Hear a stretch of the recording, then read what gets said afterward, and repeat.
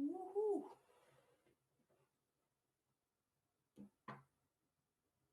Oh man. Gotta adjust the camera there, boys and girls. Gotta get things a little bit taller so that y'all can see me. Woohoo! Oh. Better.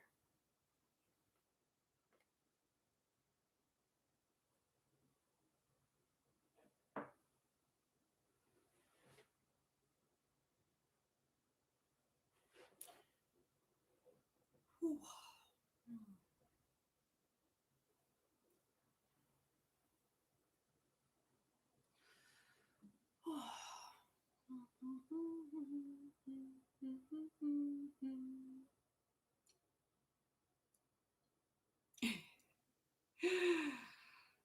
Oh man.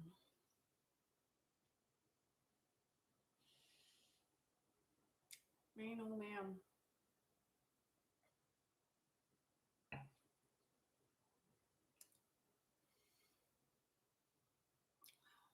I have a feeling it's gonna be a slow night. Slow night. Hello. Welcome to Mind Over Mania. It's your host, Christina. Hi. Drunkie. I'm gonna have to start using that nickname for myself now. Oh my gosh. I'm not drunk yet. I'm actually I'm feeling pretty mellow tonight, so I'm relaxing with my wine tonight. Actually, so this weekend, I went up to for Labor Day weekend. I went up to see a friend of mine who happens to live right on a vineyard, and so it was pretty exciting because one, because she lives on a vineyard, it's kind of cool because whenever the wind would like hit just right, you would smell grape juice everywhere. And again, wine. And what happened was there's a specific winery up there that is her favorite. And she always brings me, whenever she comes down to visit me, she brings me this dark cherry wine that is the best wine. And we went to their store up there and I bought like 2 bottles of wine. And like when we were doing wine tasting or whatever, because they let us like try different things before buying it, the lady was like, "Okay, we'll give you 5 samples. All right, that's your limit." And she just kept pouring us shots. I mean, it was fantastic, and I mean, this was really good wine too. So literally, like by the time we were done tasting all this wine, I was actually kind of drunk. Hi, Ezra.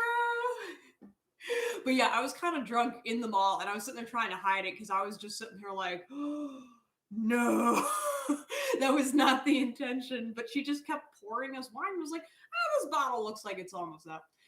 This bottle looks like it's almost out.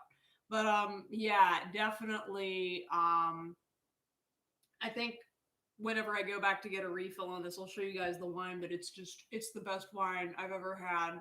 And it makes me so happy. And something like, as much as it's fun to party and drink. Hi, Lauren.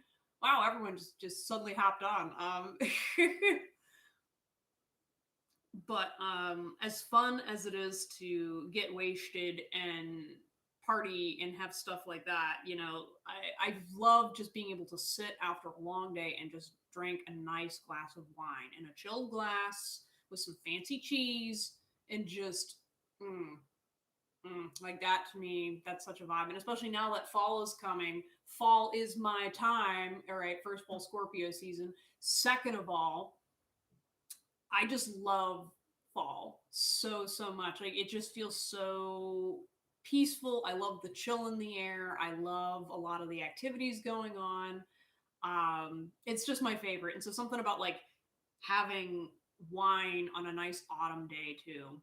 Can't beat it. Plus, like campfires, I am a sucker for campfires. Mm. Thank you, thank you. It's almost like a giant blanket because originally I was like, "Oh, I've got my tank top," and like, quite honestly, I just felt like I needed to dress comfy today. I don't know about y'all, but everything is exhausting right now. Like, so especially like people who are very sensitive to stuff right now, like what's going on with just Afghanistan right now, and with 9/11, the 20th anniversary coming up this weekend, it's definitely causing a collective shift with energy where everyone's very drained. So I've had a couple people, messaging me being like, "Man, is something going on? Because I am tired." Like literally, my friend called me tonight and was like, "I just can't like stop sleeping." She slept for 12 hours, and I was like, "Girl, it ain't just you." Like I literally like randomly burst into tears driving home from work today, and I was like, "What the hell is going on?" And then like I just like fell asleep. So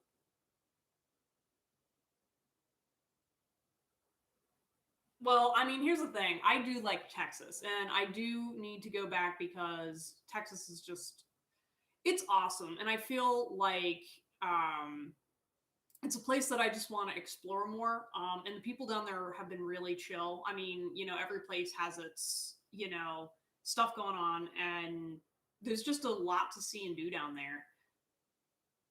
But yeah, no, it's just been so draining, and quite honestly, it's that collective kind of grief going on right now.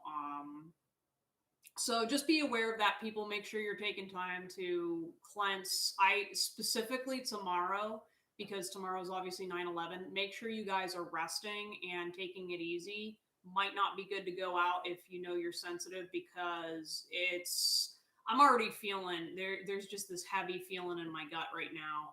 Especially if you've got relatives that are in the military too. They're all kind of having a hard time right now. So you know, just got to keep trucking on and make sure you are protecting your energy and your sanity, because, shit's whack, y'all.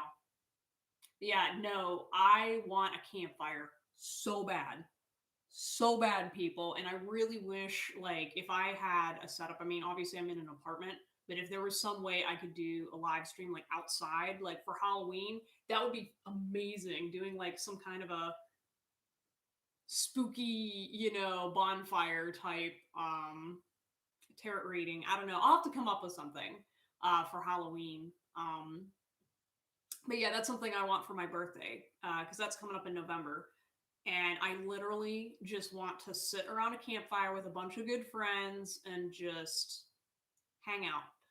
Hello there, Axe. Welcome to the show. But yeah, it's coming, guys. This 'tis the season. Spooky, scary skeletons and shivers down my spine. Yeah, no, I love spooky season.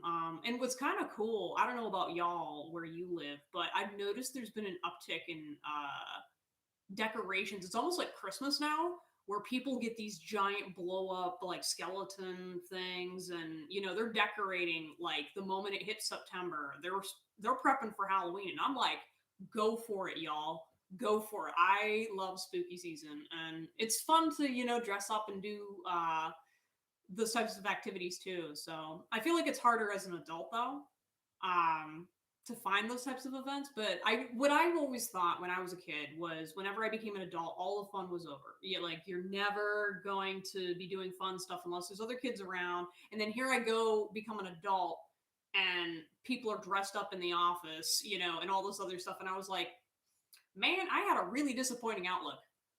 Yeah, you can, yeah, definitely donate. Oh yeah, so anyways though, so charity live stream. Now that we've got a group of people here, so this charity live stream is about bringing awareness to suicide and the current crisis going on in the United States, but it's also kind of applicable for the rest of the world as well.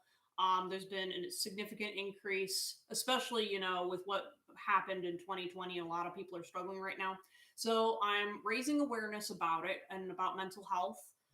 Because I've been personally affected in various ways, between my own struggles as well as having talked people through suicide attempts, knowing people who have passed on, and it's definitely been a hard topic, and a lot of people have a hard time talking about it because it's a very difficult situation. There's a lot of taboos involved. So if you're interested in donating, please check out the link in the description. I have my Mind Over Mania page where basically I'm raising money for the American Foundation for Suicide Prevention, um, because I'm very passionate about it. I've had, I had kind of a traumatic experience that happened while I was in college that changed my life and my perspective, or my perspective on suicide. And it's something that you know I I'm just very passionate about supporting. I'm also going to be participating in a walk on Sunday, um, for raising awareness. So thank you everybody that's donated so far. I'm about halfway through my goal. Um, yeah, it should be. Let me check out and see what the description is. Yeah, it says donate to the AFSPF here, and then it says supporting. I'll also copy the link. Oh God! All right, I'm not getting on the table. Just let you know. But here, I'll post it in the chat. So that should be the link right there. But feel free to donate. Um, as well. I was gonna say I'll be doing tarot readings all night, but I'm just here to, we can talk about the topic, or if that kind of gets a little heavy, I'm gonna be doing tarot readings all night. So, and there will be wine, so please feel free to crack open a beer or a bottle of wine and sip along with me because this just makes stuff fun. Hello. But yeah, feel free to donate. I appreciate it, and I'm sure the organization appreciates it too. But yeah, so how this kind of works is if you are interested in a tarot reading, just feel free to post your question in the chat. Um, and I kind of go by a first come first serve, and usually people keep me as I get a little more wasted. People keep me in line, but it's basically first come first serve. So yeah, so. Oh, someone's cracking open a chocolate shake. Hell yeah, that sounds amazing. Yeah, the readings are free, absolutely. And I mean, I do this every Friday. So I typically do free readings. However, I also, when you're not watching my live streams, I also do private readings and spiritual consultations as well. So you can learn about that on my Facebook page. And I also have an Instagram. But yeah, without further ado, it looks like I've got a request.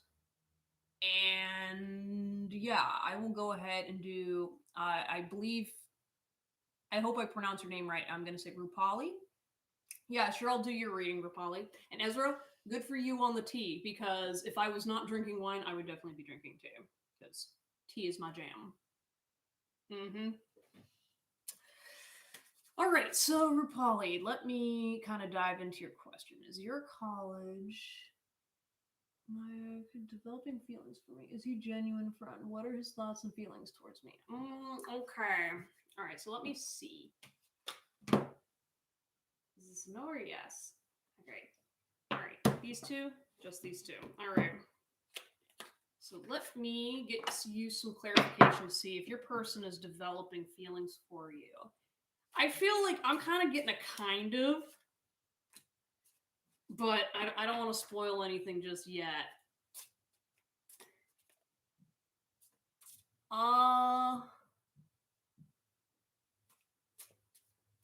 Let's see.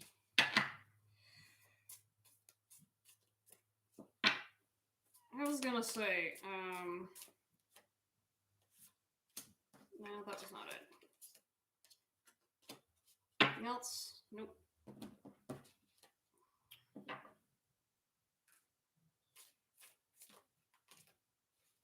Whew. All right. No. Anything else? Okay. You got a nice short reading, Rupali. Is there more? No? I don't know. I got like an interesting message here. So So what I'm kind of feeling what's going on with your connection is like he's starting to develop, but he's not committed to anything. I feel like what's kind of going on is this person is wanting to connect with you further, but he's hesitant and he's not fully invested romantically. So if that makes any sense. Like I feel like there's some attraction there, but it's not very, like I feel like he's not going to pursue a relationship with you if that makes any sense. Now, what's kind of interesting, so the two cards you got, because I'm using strictly oracle cards right now, you got communication and then you got recognition. And so I feel like what you're kind of feeling is I feel like he recognizes you on a soul level, and that's where I think maybe you might be getting a little confused because you're feeling a little something and you're kind of like, oh, I wonder what this means. But I feel like it's more of he just sees you at a different level than what is what it may appear. That's kind of the vibe I'm getting. And here's another thing too. So the third card you got was "It's time for me to heal now," and it's interesting that you just like mentioned that in the comment. Is I feel like he likes your attention because it feels very therapeutic for him. Like I have a feeling there might be something about your energy. I don't know if you're an energy worker or an intuitive or whatever, but something about you is very healing for him. And I feel like he wants you to get comfortable with him. And I mean, he's just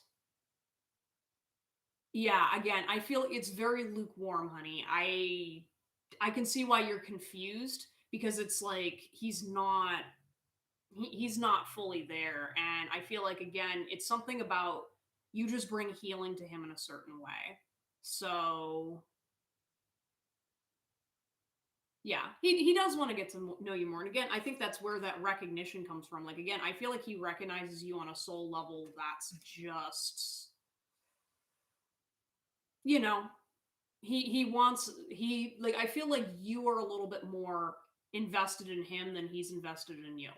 So I'm just warning you that right now. Like I would not pursue a relationship with this person because he's definitely not fully he's not going to be able to give you back what you're looking for. And again, I feel like in your position too, if he isn't giving you very clear, straightforward signals, I suggest kind of maybe stepping back just to protect yourself a little bit, just because you don't want to go rushing in and, it turns into a dud. You know what I mean? I don't want you to go through that heartbreak. So I'd say just enjoy, the connection you have going on and just try not to dive too deep into it because I feel like you want more, but if you are chasing him, it's going to turn him off and push him away anyway. So I mean, if there's is something you want to do with it, then go for it, but take a step back. But yeah, I was going to say as what was mentioned in the chat, if there's anything I've learned in my 27 years on this earth, if a man wants you, he will make it abundantly clear to you and the world around him that he wants you. Okay? Like, if they're giving you this lukewarm la di da di da, then that means they're not fully interested. Because let me tell you, when you're trying to shake a guy who wants you and you don't want him, good luck. All right. Good luck. That's why like don't settle for wishy-washy because if he's just not fully there and then, like again he's kind of hurt right now on another level, but I feel like I feel like he's not like your person or like I don't know. I would fold on this one. I know that you're confused and you want some closure here, but like I don't think it's going to work out for you. But again, though, I feel like just stay communicating with him and, enjoy the connection that you do have. All right, reading the chat. He doesn't want to be in a relationship now because he came out of, I'm not He knows. It's opposite. I'm not opening up. He is chasing. I get irritated. Yeah, I don't know. I feel like you might be more open than you realize. Yeah, because there's something like he's. Yeah, I don't get the vibe he's chasing you. Like, I feel like it's more he is searching for that healing vibe that you have. Like, he wants something else. He doesn't. Maybe it comes across as romantic, but like I feel like he wants something going on with your energy. So sorry, but like I feel like it's definitely just a. Mm. And I mean that's the thing too. Like if he's not like respecting your boundaries or whatever, just kind of politely tell him, "Hey, I'm not interested that way." Like maybe be blunt with him and say, "Hey, you're coming across this way." And it's making me a little uncomfortable, because I feel like sometimes with these situations, guys don't always know that they're making you uncomfortable, or especially if he's trying to just be genuine and connect with you, like definitely just tell him and he should leave you alone. And then if not, then that's a different situation. But anyways, though, I hope you appreciate your reading. But yeah, anyways, so I saw something in the chat about people asking questions about how to donate. Let me see. I have to figure out how to, because that's my fundraising page, but I want to make sure that I have the link for you guys to actually like send the money to, because I realize after looking at it, it's not that straightforward, because I see something different than you guys do, because I'm the admin person. And oh, I see why. Because the person did it through Facebook. And that is different. All right.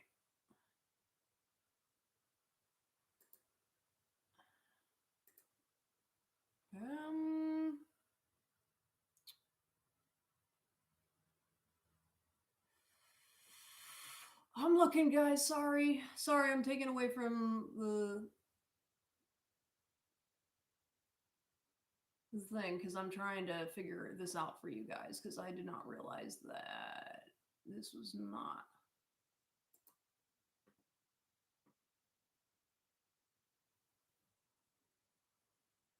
All right, here you go. I don't know if it gets recognized with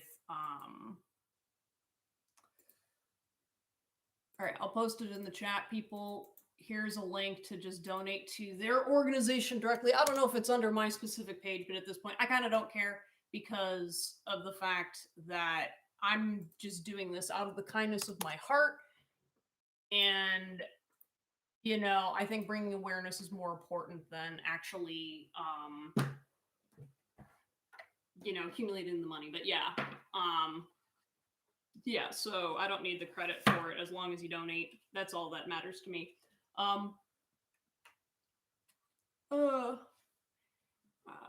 What was, so sorry, I'm catching up on the chat here. So for Rupali, it says, can you confirm he does not have hidden motives? Yeah, he doesn't have hidden motives. If it's coming across a certain way, I think it's something else. Okay, so Stephanie, you asked, how do you get private readings? So if you are interested in getting a private reading with me, all you got to do is go on to my Facebook page and request via the messenger. Yeah, you can go ahead and directly DM me, and then we can discuss from there. I believe I have my rates on there for my different types of readings. Because typically when it comes to the depth of the reading, that determines how much I charge you. So I think like, if I'm doing like a typical 5-card spread, I think that's like $10 or something. But like if you want me to do like a full deep dive, like, so for those of you that aren't as familiar with how I do tarot and whatnot, when I go deep diving, I will literally pull out as many tarot card decks as what calls to me. And I mean, sometimes I've had big, elaborate, just pictures of just cards everywhere. They don't seem to make sense, but I'll give you as much information. And what I find what is particularly useful about my readings is there's my interpretation, but if you look at the cards and you see something different, I am a firm believer that, there are multiple messages that can be received from a reading because of the fact that, there are some things that are only meant for you and only you will understand. I'm just a messenger. I'm kind of the person that's the in between, but at the end of the day, you're the one that, absorbs the information. So whatever you see, is still a message for you. So, but yeah, that's kind of a little bit of a background there. Looking back in the check. Okay. All right. Let me make sure there wasn't anyone else before or after Rupali, and then I'll do your reading, Ezra. Yeah, Jo, you can be added. Go ahead and ask a question in the chat. But yeah, for those of you that were asking about a donation link, you can go ahead and check out the chat. But okay, Ezra, I'll do your reading next then. So again, anybody else, if you have a request for a reading, feel free to drop it in the chat. And yeah, I will get to you next. So let me feel for you, Ezra. Gosh. No. He wants you back. What? No, I don't know why I'm feeling this way. He's like sitting here just like, I want her back. I don't know if I'm picking up on your energy responding to this or if it's me. There's some kind of a reluctance here about wanting him back because it's like he's like I miss you and it's like that, that type of energy. Okay, let me pull some cards about this. What does he need to say? Oh my gosh. It's like, I want you back. I miss you. No.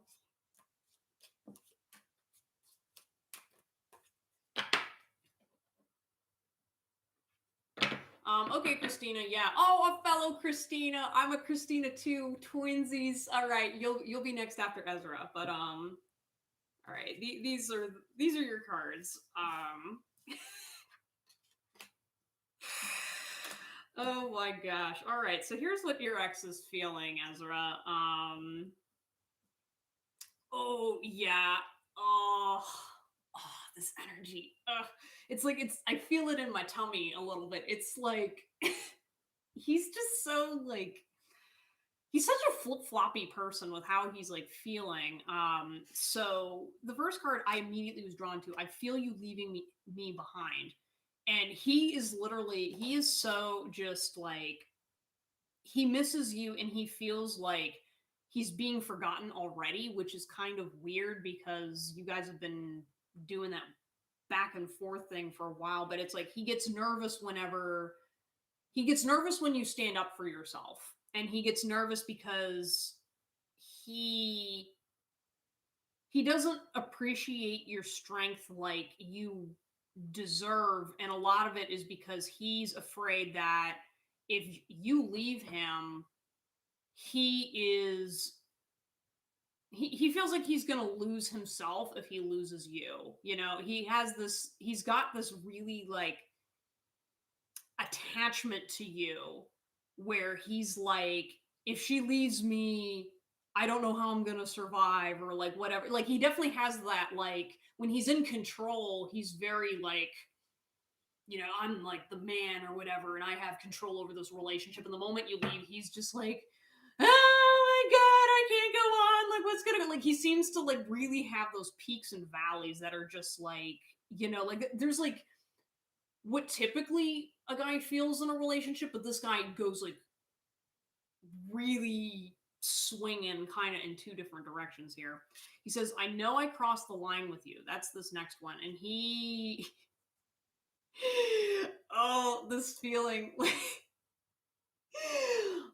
why do I feel embarrassed? I feel like you must have called him out on something. something must have happened and he feels really kind of triggered by what yeah, he's like yeah, he feels really embarrassed because something about what you guys were talking about or doing recently, he's just okay, I'm taking this off because I'm super warm. He's yeah, he you called him out and like I feel it like in my like below my stomach. I feel like something that you said or did really set him off in a way that he's feeling very embarrassed. But like he's like, I want more. Like it's almost like that must be his kink or something. Like I'm sorry, but like he's literally like, that's so hot. Oh my gosh. This man's energy is just wow. This is my first glass of wine tonight. I'm just telling you right now, and I'm already like, oh. Oh man. You're making me turn red in the face. Oh. Um you don't know how hard it was to let you go. So I have a feeling he has a very difficult time like being by himself and being away from you. Like he's so clingy. Like and I'm saying clingy because he's clingy, not because he's very attached to you. He's just so like he doesn't know how to let you go because he doesn't really feel comfortable by himself. That's a lot of the reason why he's really trying to just, latch on to you. Thank you. Thank you, Christina. But I mean, like, he's just like, he's trying, but it's like, it's not coming from a secure place, I feel. And again, like, this, like, embarrassed, like, it just feels like there's something in my tongue, like, below my stomach that's just like, I don't know. But, yeah, abandonment issues is definitely spot on because he's had a hard life and I think you already know that, but like I don't know though. I feel like this is the kind of guy who it does not matter how many times you dump his ass or tell him I'm not interested, he's just going to keep coming back. So like, if you really are done with this guy, like you're going to have to be very firm and very like no we are done because this man's energy like he feels like the lost puppy that like keeps coming after you and you feel fucking bad every single time that he comes back and you're just like please like it's that kind of feeling and I feel really bad for him because he's loyal, but I don't think he's doing it from a balanced place. Um, okay, so we both know that I am not the one for you, which again, it's. I think even he knows this is not going to work, and he's pursuing you anyway because he's scared. And man, I want to give this guy a hug. I'm like, oh, because it's like I feel like he does genuinely care about you, but it's overinflated and due to like an insecurity, and he doesn't want to face losing you. Mm, mm,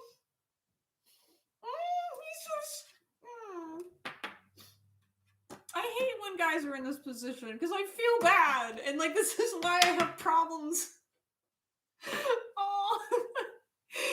And then I look for you everywhere. So that's your final card. Is he's constantly looking for reminders of you, and he's just. I feel like he's really sweet. Hmm.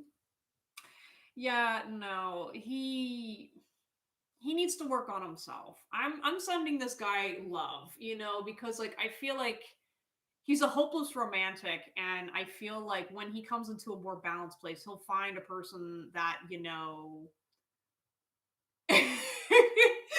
I am on your side, Ezra. I guess it's because like I'm sitting in his energy right now and he's in this puppy because like listen, like I've already done readings for you in the past so I know what he did and I'm like oh no, like you earned what happened to you. I'm just saying I'm just showing appreciation to his energy because, like, I feel like, you both deserve to have loving, wonderful relationships, and he just keeps fucking it up and he doesn't know why. And, like, that's what I feel bad about is, like, literally, you've even told him what's going on. You've even said, what he needs to hear, and he's still.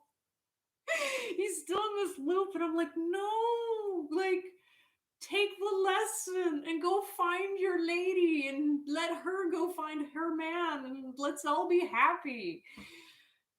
Just, like, it frustrates me because I want you both to be happy, and find your people. And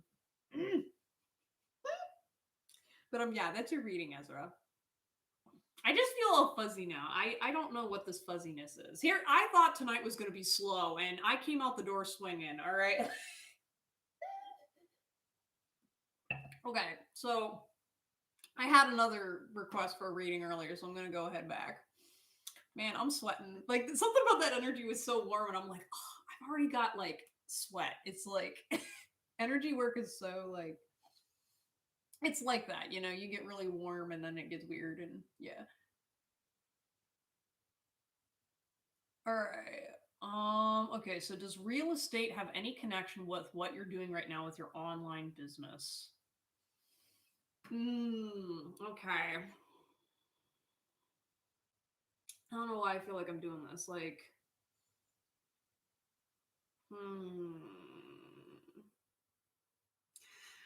I feel like I'm picking up on energy that is not related to what you asked. I don't know what's going on in your neck of the woods, but okay, let me see. Something about real estate. I feel like it is sort of okay. All right, wait. Cards. Which cards? Okay, I'm being told I shouldn't use cards. Okay. You're welcome, Ezra. Love you, honey. All right, so Jo, yeah, I'm not using cards right now. All right, so real estate definitely is gonna play a role. I'm sorry, something about someone's energy is like tickling me right now. Like, it feels like I'm being tickled on the inside, and it's kind of weird. And I'm sorry, I'm trying to focus on your reading, man.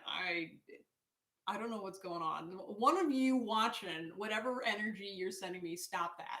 Stop that shit. I'm trying to work. No, it's okay. I enjoy it. Yeah, so what I'm feeling, real estate does play a role with your business depending on the choices that you're making.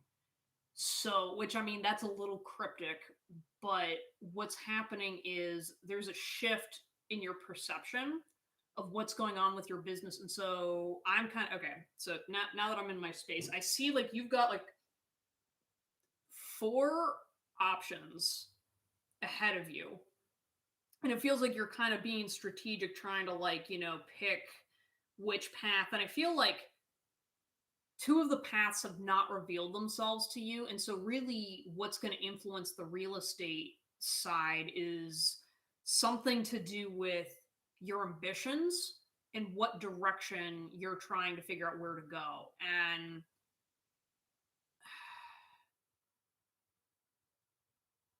something about, I heard the words property plan, yeah, there needs to be some kind of a plan in place where buying the property is specific to your mission. So I feel like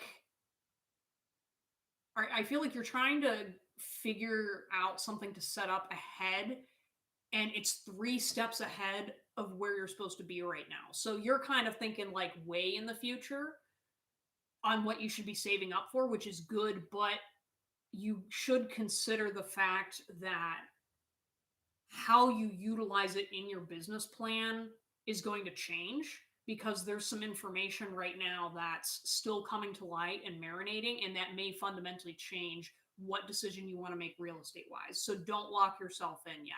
I'm definitely feeling like do not sell yourself too quickly on a specific plan until you've gotten more information about your situation and what specifically you want to do, because your business plan needs to be kind of in line and a little bit more structured before you get into that side of things.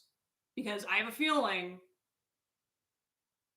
if you walk into the wrong one, you're going to be kicking yourself and it's going to set you back a little bit. So make sure that you're a bit more strategic on before making that commitment, which I feel like you're responsible and you kind of know what you're doing.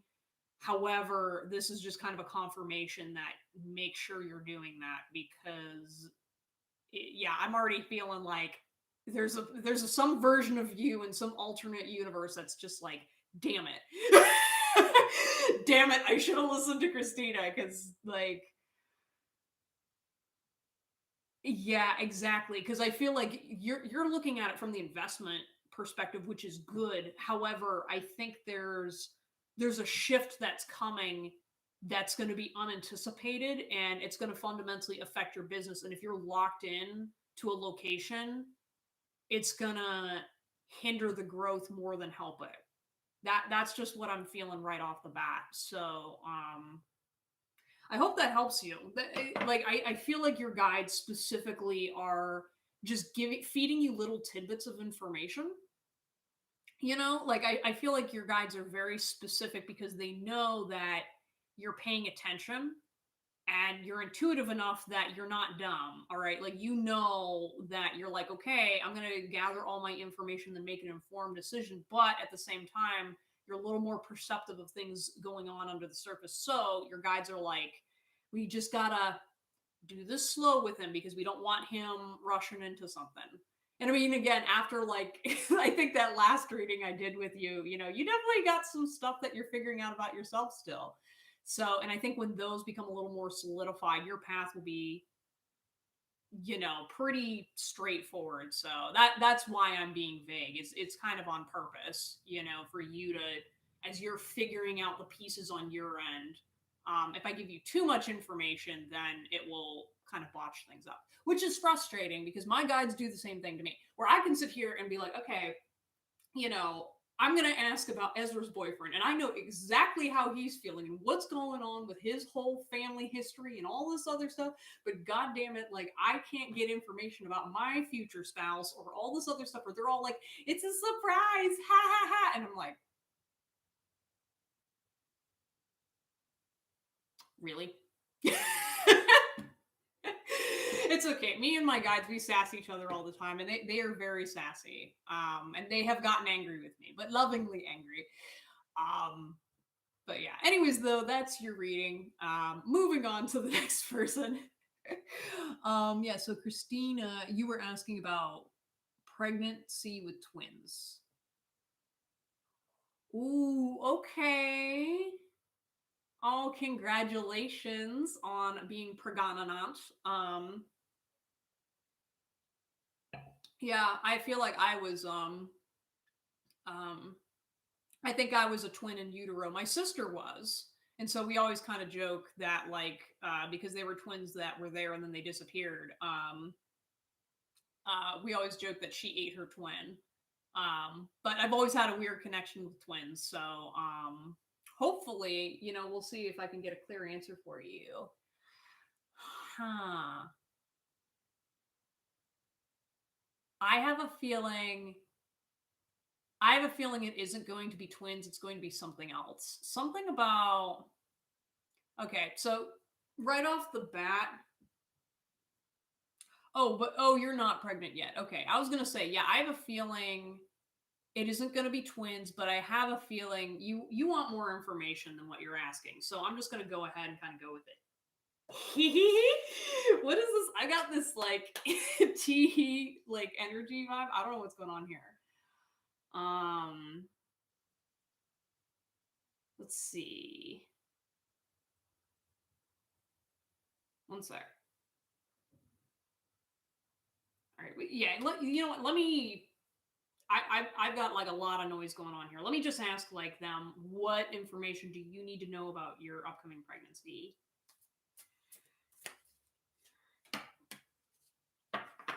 Um.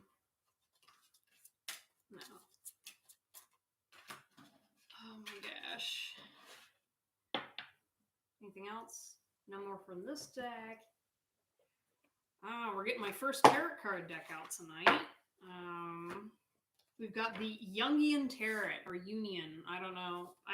I'm going to call it Jungian because that is just flows off my tongue better. Anything else? No more. Anything else? That's it. Man, my card. I'm so happy, you guys. My cards are not spitting out like 50,000 cards at a time. Because it used to be when I first started doing this, I would just be spitting out cards like a freaking, you know, like they're dollar bills. And for real. And now they're shortening. I think they know because when you get so much information, it overloads you and then you just kind of stop. But yeah, anyways though, I'm feeling so wow, this is not information. Okay, on the surface. Okay, on the surface. Yeah, so you got the Family card and Divine Feminine. And then you got the Chariot, which I'm going to go ahead and pull out the book because, so for this particular tarot deck, this is more based in psychology. So there's like archetypes that kind of go on with this that might be useful to you if you're more on the scientific end. All right, so this is the archetype of spirit below. Free flow of thought, transmission of news, letters, short travels, contacts, brilliance, and I don't know that word, but not necessarily profound clarity in communications, papers connected with money, cunning, crafty, and subtle humor, good memory. May also be related to education, indecision under negative conditions. So I'm hearing, again, you're going to have a successful pregnancy, but like, it's not going to be what you're expecting. Like, oh man, like I feel like your body's going to undergo some changes that you won't be anticipating. Yeah, like I immediately felt like me laying on my back with like a big belly and like just like like exhausted. Like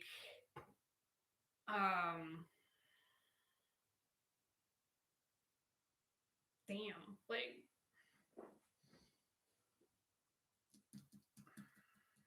I'm sorry. I don't know why I'm so blocked up with your reading.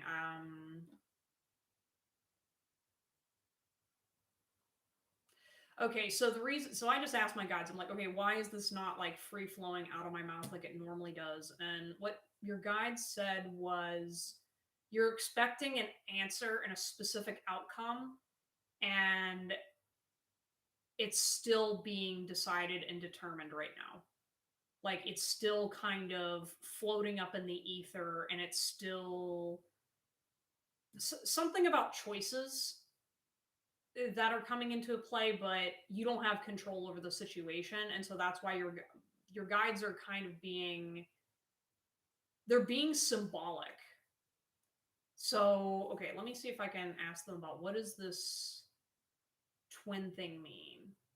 So I definitely feel like you're at least going to have a boy. That much is true. So I don't know if maybe you're going to have a situation like me where maybe there are twins, but then one disappears and in utero and then one ends up living. If that is the case, I can definitely give you information about that because that is a thing that I did not know affected my psyche until I went to therapy and got my life together and all this other stuff. But that is an actual very common thing where people become pregnant and twins are conceived, but then the other twin disappears after a certain time, but the other twin that remains and lives and goes on actually has like echoes and personality traits from the twin that was passed away.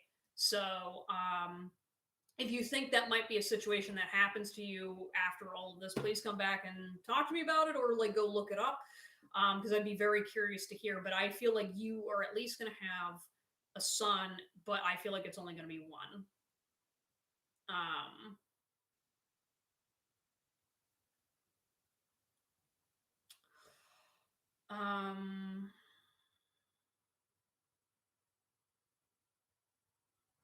I don't know. Yeah, I apologize. I don't know why. I just feel really blocked up. Yeah, your baby will be healthy. That much I'm getting. Yeah, I feel like you're kind of anxious about that, and I wouldn't be concerned about it.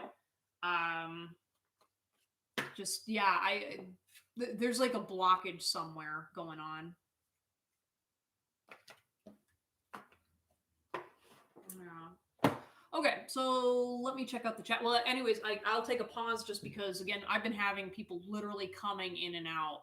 So for those of you that are not aware, I'm doing this charity live stream to bring awareness to the American Foundation for Suicide Prevention. Suicide sucks and is affecting a lot of people, and especially after how terrible 2020 is.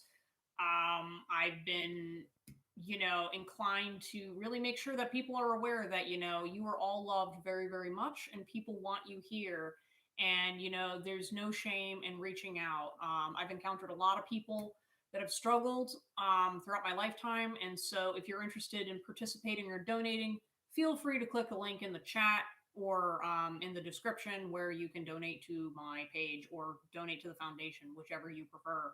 But as a personal request from me, tell somebody you love them today because, you never know, what people are going through behind the scenes. So, love you guys. Anyways, back into the readings. So, let me check out the chat. Oh, Stephanie's throwing me some shade. See, that's the thing, Stephanie, was literally, I was sitting there thinking about it today where I was going to try to personally message you to do your reading because I think the reason why I didn't do your reading last week was because I think there was something spicy going on and I wasn't sure if you publicly wanted it out there. And then I was going to do it and then like life happened. But I will gladly do your reading, Stephanie. You just gotta ask me what your question is or if it's just a general reading. Oh wait, no, because you were on the plane. That's right. Oh, oops. Sorry. Yeah, okay. But yeah, go ahead and feel free to ask your question and I will definitely get to you tonight because I owe you. If anything, I owe you too. Especially after your generous donation. So I will gladly do as many readings as you like tonight. So just for you. Love you, girly. Okay. So oh yeah. Oh hey, welcome back. Okay, so what advice can my guides for your future relationships with Jose? Okay. All right. Um so I don't know if I'm pronouncing your name correctly, so I'm going to do my best, but I'm just going to say it's probably Angel and I will get to your reading right after Stephanie. So stick around. Oh, wait. No, Lauren, I missed you. I missed you in the chat. Okay, wait. Who is next?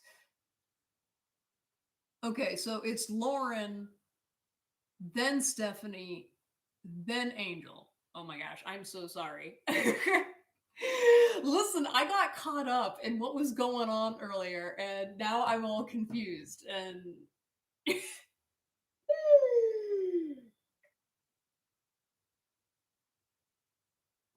okay, all right. Well, Lauren, let me go back and figure out what the heck what's coming up with your situation and work. All right, so I'm gonna take those as two readings, and I'm gonna do one for. Do I be that person? Wait, one sec. I want to talk to one of my energy guides. Should I make her wait?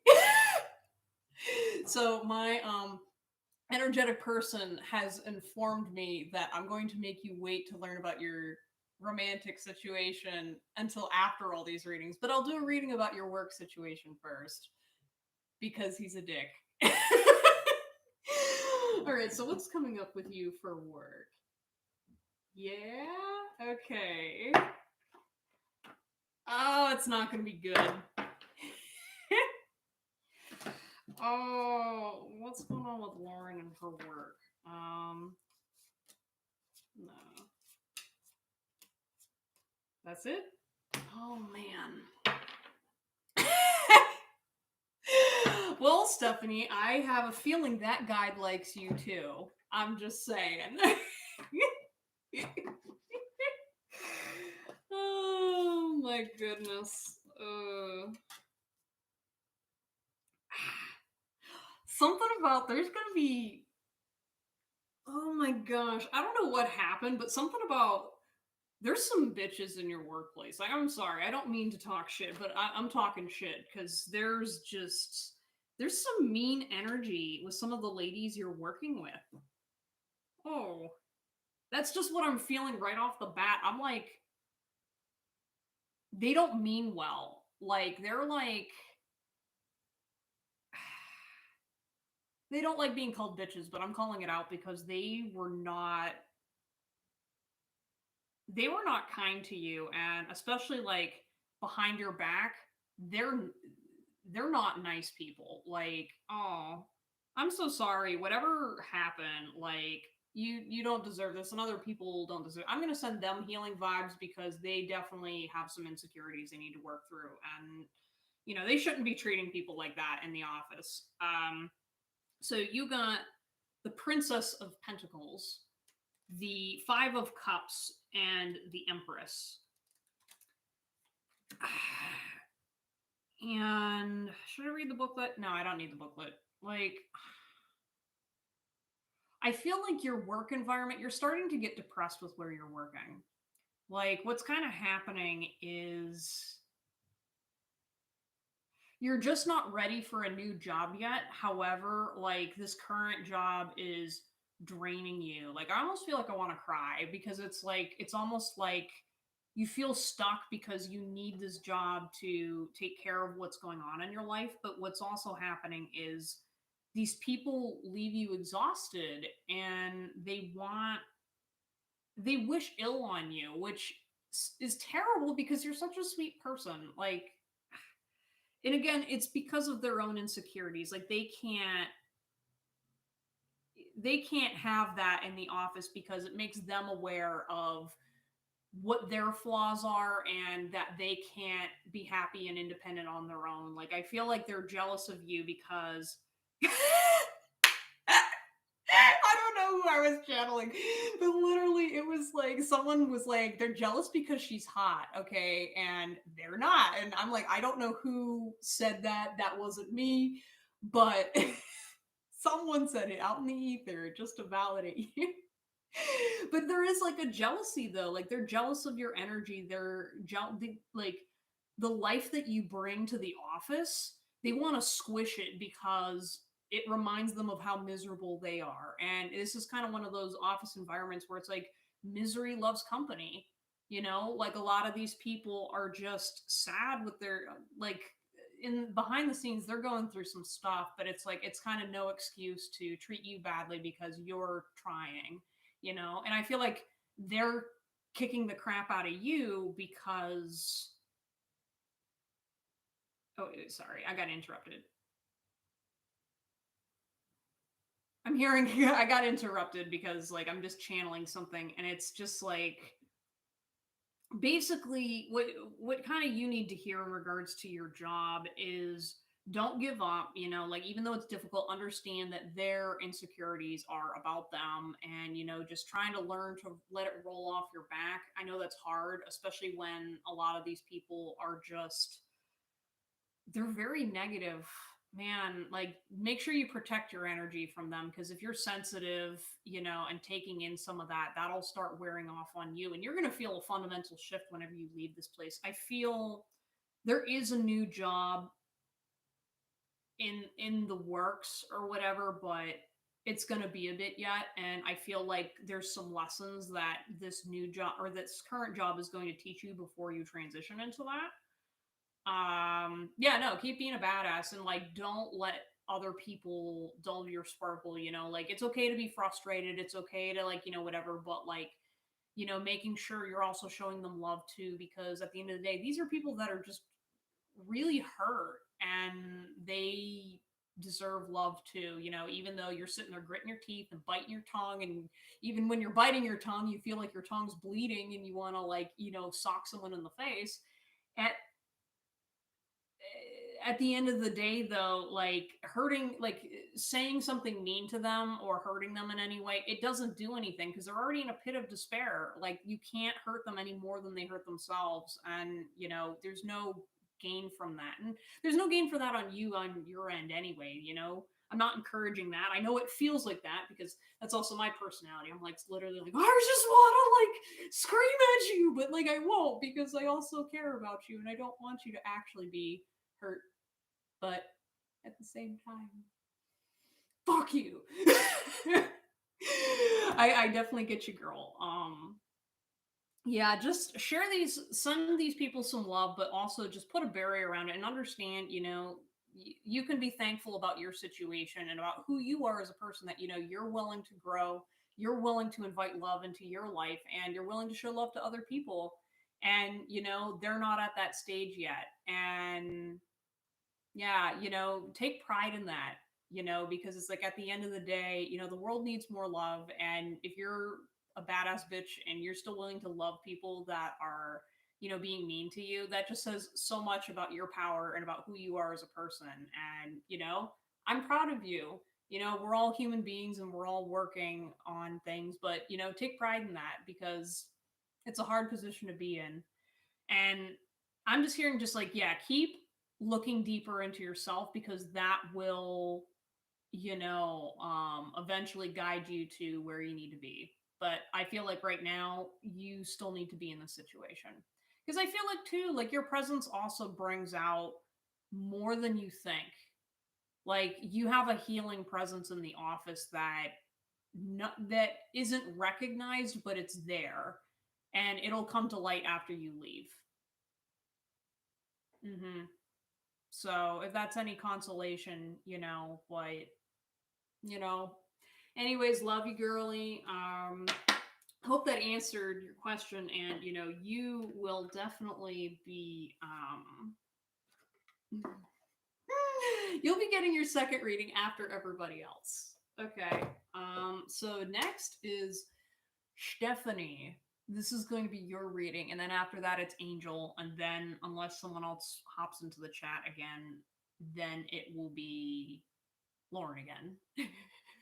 Which you can blame my guy, my male guide here. Because he's just dicking with you, so out of sheer love, of course. But okay, Stephanie. So this is going to be your super spicy, ultra special reading, since you didn't get one last week.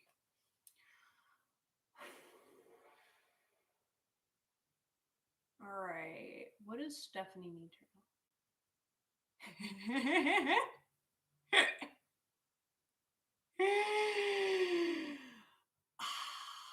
know? Okay, Stephanie. So the words that I got when I just immediately was like tapping into it was I just heard like badass. Like something about she's a badass. Let me see if I can get some particular messages. Could we like narrow this down? Is this a yes or no? No. All right. Just the stack? No, more than the stack. Okay. All right. Let's see what messages are for Stephanie. I'm like, it's like this little like giddy energy where it's kind of like it like comes and goes. Like it comes in and it's like, whoop, no, whoop, no, like it's got this weird like flow to it. Okay. Oh, all right. What is the guidance for Stephanie? No. Nothing else?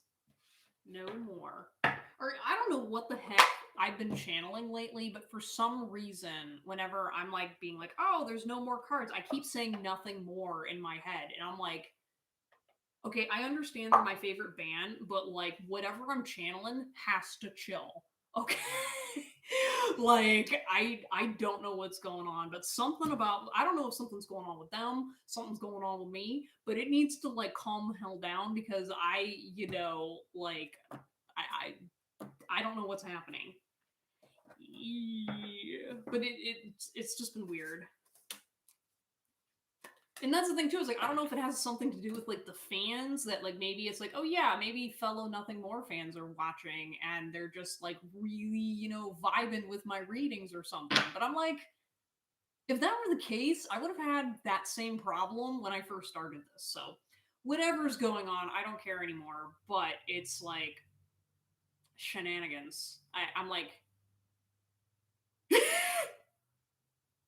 yes, I'm manifesting the album. I'll be like, Johnny, make the album now. God, I'm, if I have a recording of this, I'm making sure I cut that out. God. Anyways, all right. Anything else? Anything else for Stephanie? Nothing else? Nothing else. Okay. Is that it? All right, short and sweet. Eesh. Eesh. I don't know why. Like, this sounds super weird, but I just like felt my titties. Like, it was like something about this reading has to do with like abundance or like just. Why am I doing this? Whoever I'm channeling and is watching this, stop it. Whatever you're doing, stop. Fuck you. Not really, but like, stop.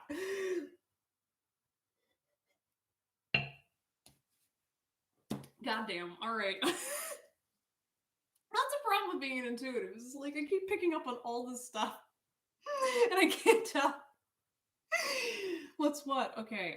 So the first card you got, like, oracle card wise, is Fifth Dimension, and I feel like you're kind of in the process of undergoing your own spiritual awakening. I'm sorry, I can't. Dude, it's the ADHD, man, and whoever's watching that's distracting me. It is probably laughing right now. Yeah, so something about you're kind of going through a spiritual awakening right now in your own way, and like your process is going to be slower. All right, no, I'm tuning this energy out. Okay, there you go. Yeah, you're going through your own spiritual awakening because it's slower than kind of what your friends are going through right now, but you're definitely experiencing it. And so I think this is just a reminder to keep in mind that your process is your process and things take time, and that when you connect with a higher version of yourself, it really I'm sorry, I read what you said in the chat. I don't know why that just made me laugh. But yeah, like, no, like, you got to look into your own soul, because like what's kind of going on is you're starting to like bloom and evolve spiritually, and as you start to connect with that higher version of yourself and that, deeper version, like, you'll begin to notice things about like why you do what you do and what gifts you have. I feel like you have a lot more available to you than what you actually are aware of, and what power you have. Like, definitely there's more to your soul than what you're taking account for. And I think it's because you're not as familiar with feeling your insides. That's kind of what I'm getting, is like there's like almost like when you start tapping into yourself on a soul level, you will begin to start gaining new knowledge and more awareness than you ever thought was possible. And I think it could be, maybe your stage of reincarnation or whatever. But as you start tapping in and feeling yourself on the inside within your soul, you're definitely going to start seeing some changes. And I'm very curious to see how it comes about, because I feel like it's coming. It's just taking its grand old time. And so don't worry about it, because as with all spiritual things, if you force it and resist it, it's just going to kick your ass. So just have fun with it.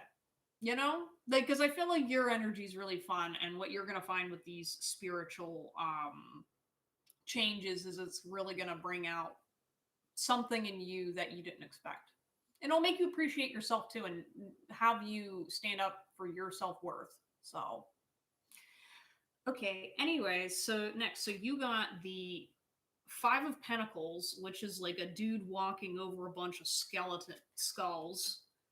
You got the Knight of Pentacles, and you got the Queen of Swords, which I love this Queen of Swords. She's like sitting there with this sword, like, I'm a cut a bitch. And I don't care because I am a queen and I'm going to protect my people no matter what. And I feel like you're the mama bear. Like, you know, you're kind of a matriarch in the sense that, you know, you have leadership, but you have feminine leadership, which is a different kind of less acknowledged form of leadership style where you bring people together and you know how to evoke things in people and bring stuff out of them that they didn't know they had. And a lot of it's because you come across with very feminine, loving, authentic energy and you're not afraid. Like, you are not afraid to just go and be yourself and love people and just go out there. And, you know, it's a very powerful trait that I don't think you tap into or even recognize what you do to other people, girl. You know, and I feel like maybe it's because of maybe some insecurities from the past or something, but like, you have this presence that, you know, other people take for granted because I don't think you always recognize it. And it's something that, like, again, it doesn't look like traditional leadership because it's in the feminine, and people are still kind of learning how to recognize the feminine within themselves as well as, you know, within women too, because there's a lot of also trauma and other stuff that gets in the way. But like, for your like perspective, you know, make sure you're paying attention to that because that is to your advantage. You have more control over your situation than you realize, and making sure that you stand up for yourself, you know, because a lot of your power comes from love. And what ends up happening is sometimes you kind of get so focused on, like, oh, I got to take care of this person, I got to take care of this person. But then what ends up happening is that you give too much of yourself away, or you spread unevenly across things. And so making sure you're taking that time to be like, hey, I'm a badass bitch, and I will give you as much love that is available to me. But I also got to make sure I'm taking care of my little castle, because my castle is my lady cave, and don't come into the lady cave when Stephanie needs her time out, okay? I just love your energy, girl. Like, every time I tap into it, I'm like, you're so much fun. Yeah, so something about this, like, Five of Pentacles with like walking on the skeletons or whatever, or the skulls, it's almost like I feel like you're walking on eggshells in a couple areas of your life, and it's almost like you feel like every time you step a little bit too hard, it's almost like you're breaking something and someone freaks out and you're kind of like walking on eggshells around something. So keep that in mind, that whatever the situation is, that you can get through it, and that, you know, be honest with yourself. If you can't like outright do something about your situation, at least be honest with yourself about how you're feeling about it, and that will give you some clarity about how to handle it. Because right now I feel like you're maybe in denial a little bit about how much this situation affects you and what your needs are. And if you're not clear about what you want and what you need, you can't adjust appropriately, you know, because like, you don't have to be mean or, you know, shut anybody out in this situation. But I feel like some boundaries need to be put in place, but you won't know what those boundaries are until you take an honest look and listen.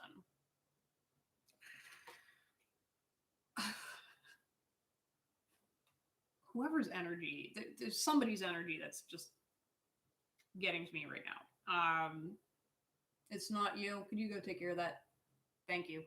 All right. So, and then finally, the Knight of Pentacles. So this is something about a romantic interest. Okay.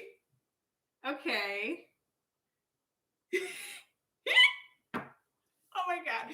So when you look at this card, it's like a dude in a sombrero with a mustache, and he's got his like little chest popped off, and he's like sitting here like on his horse, just looking off in the distance. And I feel like you're trying to Wait. You're manifesting this person. I feel like this person is not in your life right now. Um, Currently, and you don't know who this person is, but I have a feeling that he's coming soon. I don't know who this guy is. I don't know who this guy is, but I feel like I don't know. He's a salsa dancer. He's like sitting here just like, I know what I got and I know what I want. And I want that Stephanie insert some things here that I'm not saying on a live stream. Um yeah, I get it, girl. This guy is definitely coming. I don't know when. Next couple of months, I'm hearing so, something like that. But just keep that in mind and keep your windows open. Because I feel like you haven't completely locked down and settled yet, but I feel like this guy that's coming he's gonna change a few things. Does he have anything to do? I don't know. That's the thing. If it has to do with your current, I'm hearing it doesn't matter. Just know that it's coming. However, that's very cryptic because I was kind of get the vibe it was somebody different, but at the same time, like I'm getting like two different answers. So I don't know if I'm maybe reading the energy wrong or if it's just meant to be a cryptic message. I don't know. I'm hearing the only reason I'm even telling you about this or I'm receiving this message is to let you know that love is on the way. Don't give up. Keep working on yourself, and that it is going to happen. That's the definite, clear answer, and that's why I'm telling you what you're hearing and what you're feeling because it's coming. It's just taking some time to marinate, and that's the other thing too. You got to be in your badass bitch state in order to attract to this person too. Because like as you own who you are and stand up for yourself, you're going to find out what you're worthy of and what you're not worthy of. And that is going to be a defining moment about who you attract and who and when this gentleman comes nearer to you. Because the sooner you become your full, badass, amazing self, the faster it's going to attract them. I'm just telling you right now, like, the moment the moment a woman becomes like super empowered and like is fully in her feminine and really clears out all that stuff, it's like a little homing beacon. And then like I feel like spiritually all the men in your local area like get a text downloaded into their phone that says like, hey, this woman is single, or you may have the problem like with me where if I decide I like a person and I try pursuing that person, all of them get an email and say, hey, you got to go stop this from happening. So I hope you don't encounter what I have, but yeah, definitely I feel like once you kind of come into that place, he's gonna come running. He's gonna be like, oh, I didn't see that before. Where are you? And then whoever this person is, he's like he wants to jump on his horse and go running into the sunset to go find you. That's the vibe I'm getting. This man's like, I want that one, and I am going to beat everyone up. That's gonna get in my way. He's got that vibe. Well, he isn't gonna beat everybody up, but you know what I mean. That's that testosterone talking.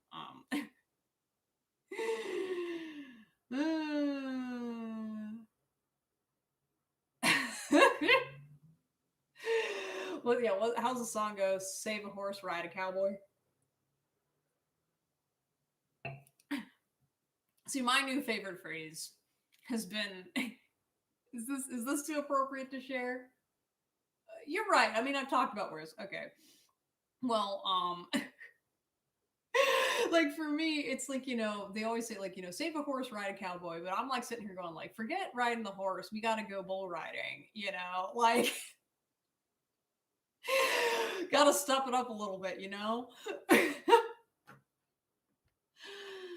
Okay, so let's see who is next. Oh, Angel. Okay, so I am hoping that they're still floating around there, Angel, because it is time for your reading. Okay, you're there. Okay, yay, glad I didn't lose you. I didn't forget about you. So your question was about. All right, so what advice do you have from your guides for your future romantic relationship with Jose?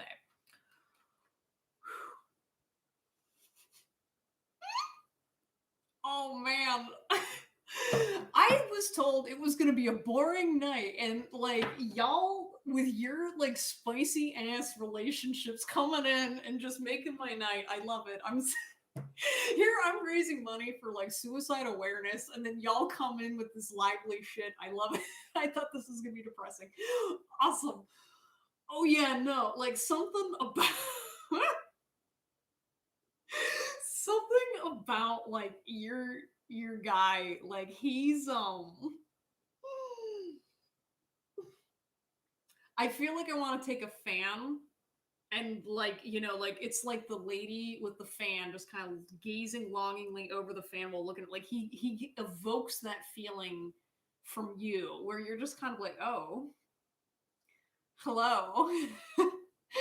How are you? Like I want to like raise my voice a couple octaves and be like, hey, like this man does things to you, girl. I love it. It's so cute. Okay. What advice for Angel? I I don't know if you're turning red or if it's me, but like whoo, man, good for you, girl. Tell me about this guy. Give me some details, advice. No? Yeah. Give me advice. Hmm. Anything else? Yeah, there's more. Okay. Okay. It's taking sweet old time. Alright, nothing else from this deck, so. No. Oh, you're making me get out this Oracle card deck. See, this is my first time bringing this deck out. On a live stream. Yeah. So, what guidance do you have? Ooh. Is that a no? Alright, I guess that was no. Anything else? Nothing else from this? More? Okay, nothing. I know! It keeps coming. I'm like, stop it. Stop it. Oh my gosh, why am I so warm? Oh my gosh. Okay, like I just keep like I keep getting cold and then I get warm again and then I get cold. Oh man. Okay, anything else?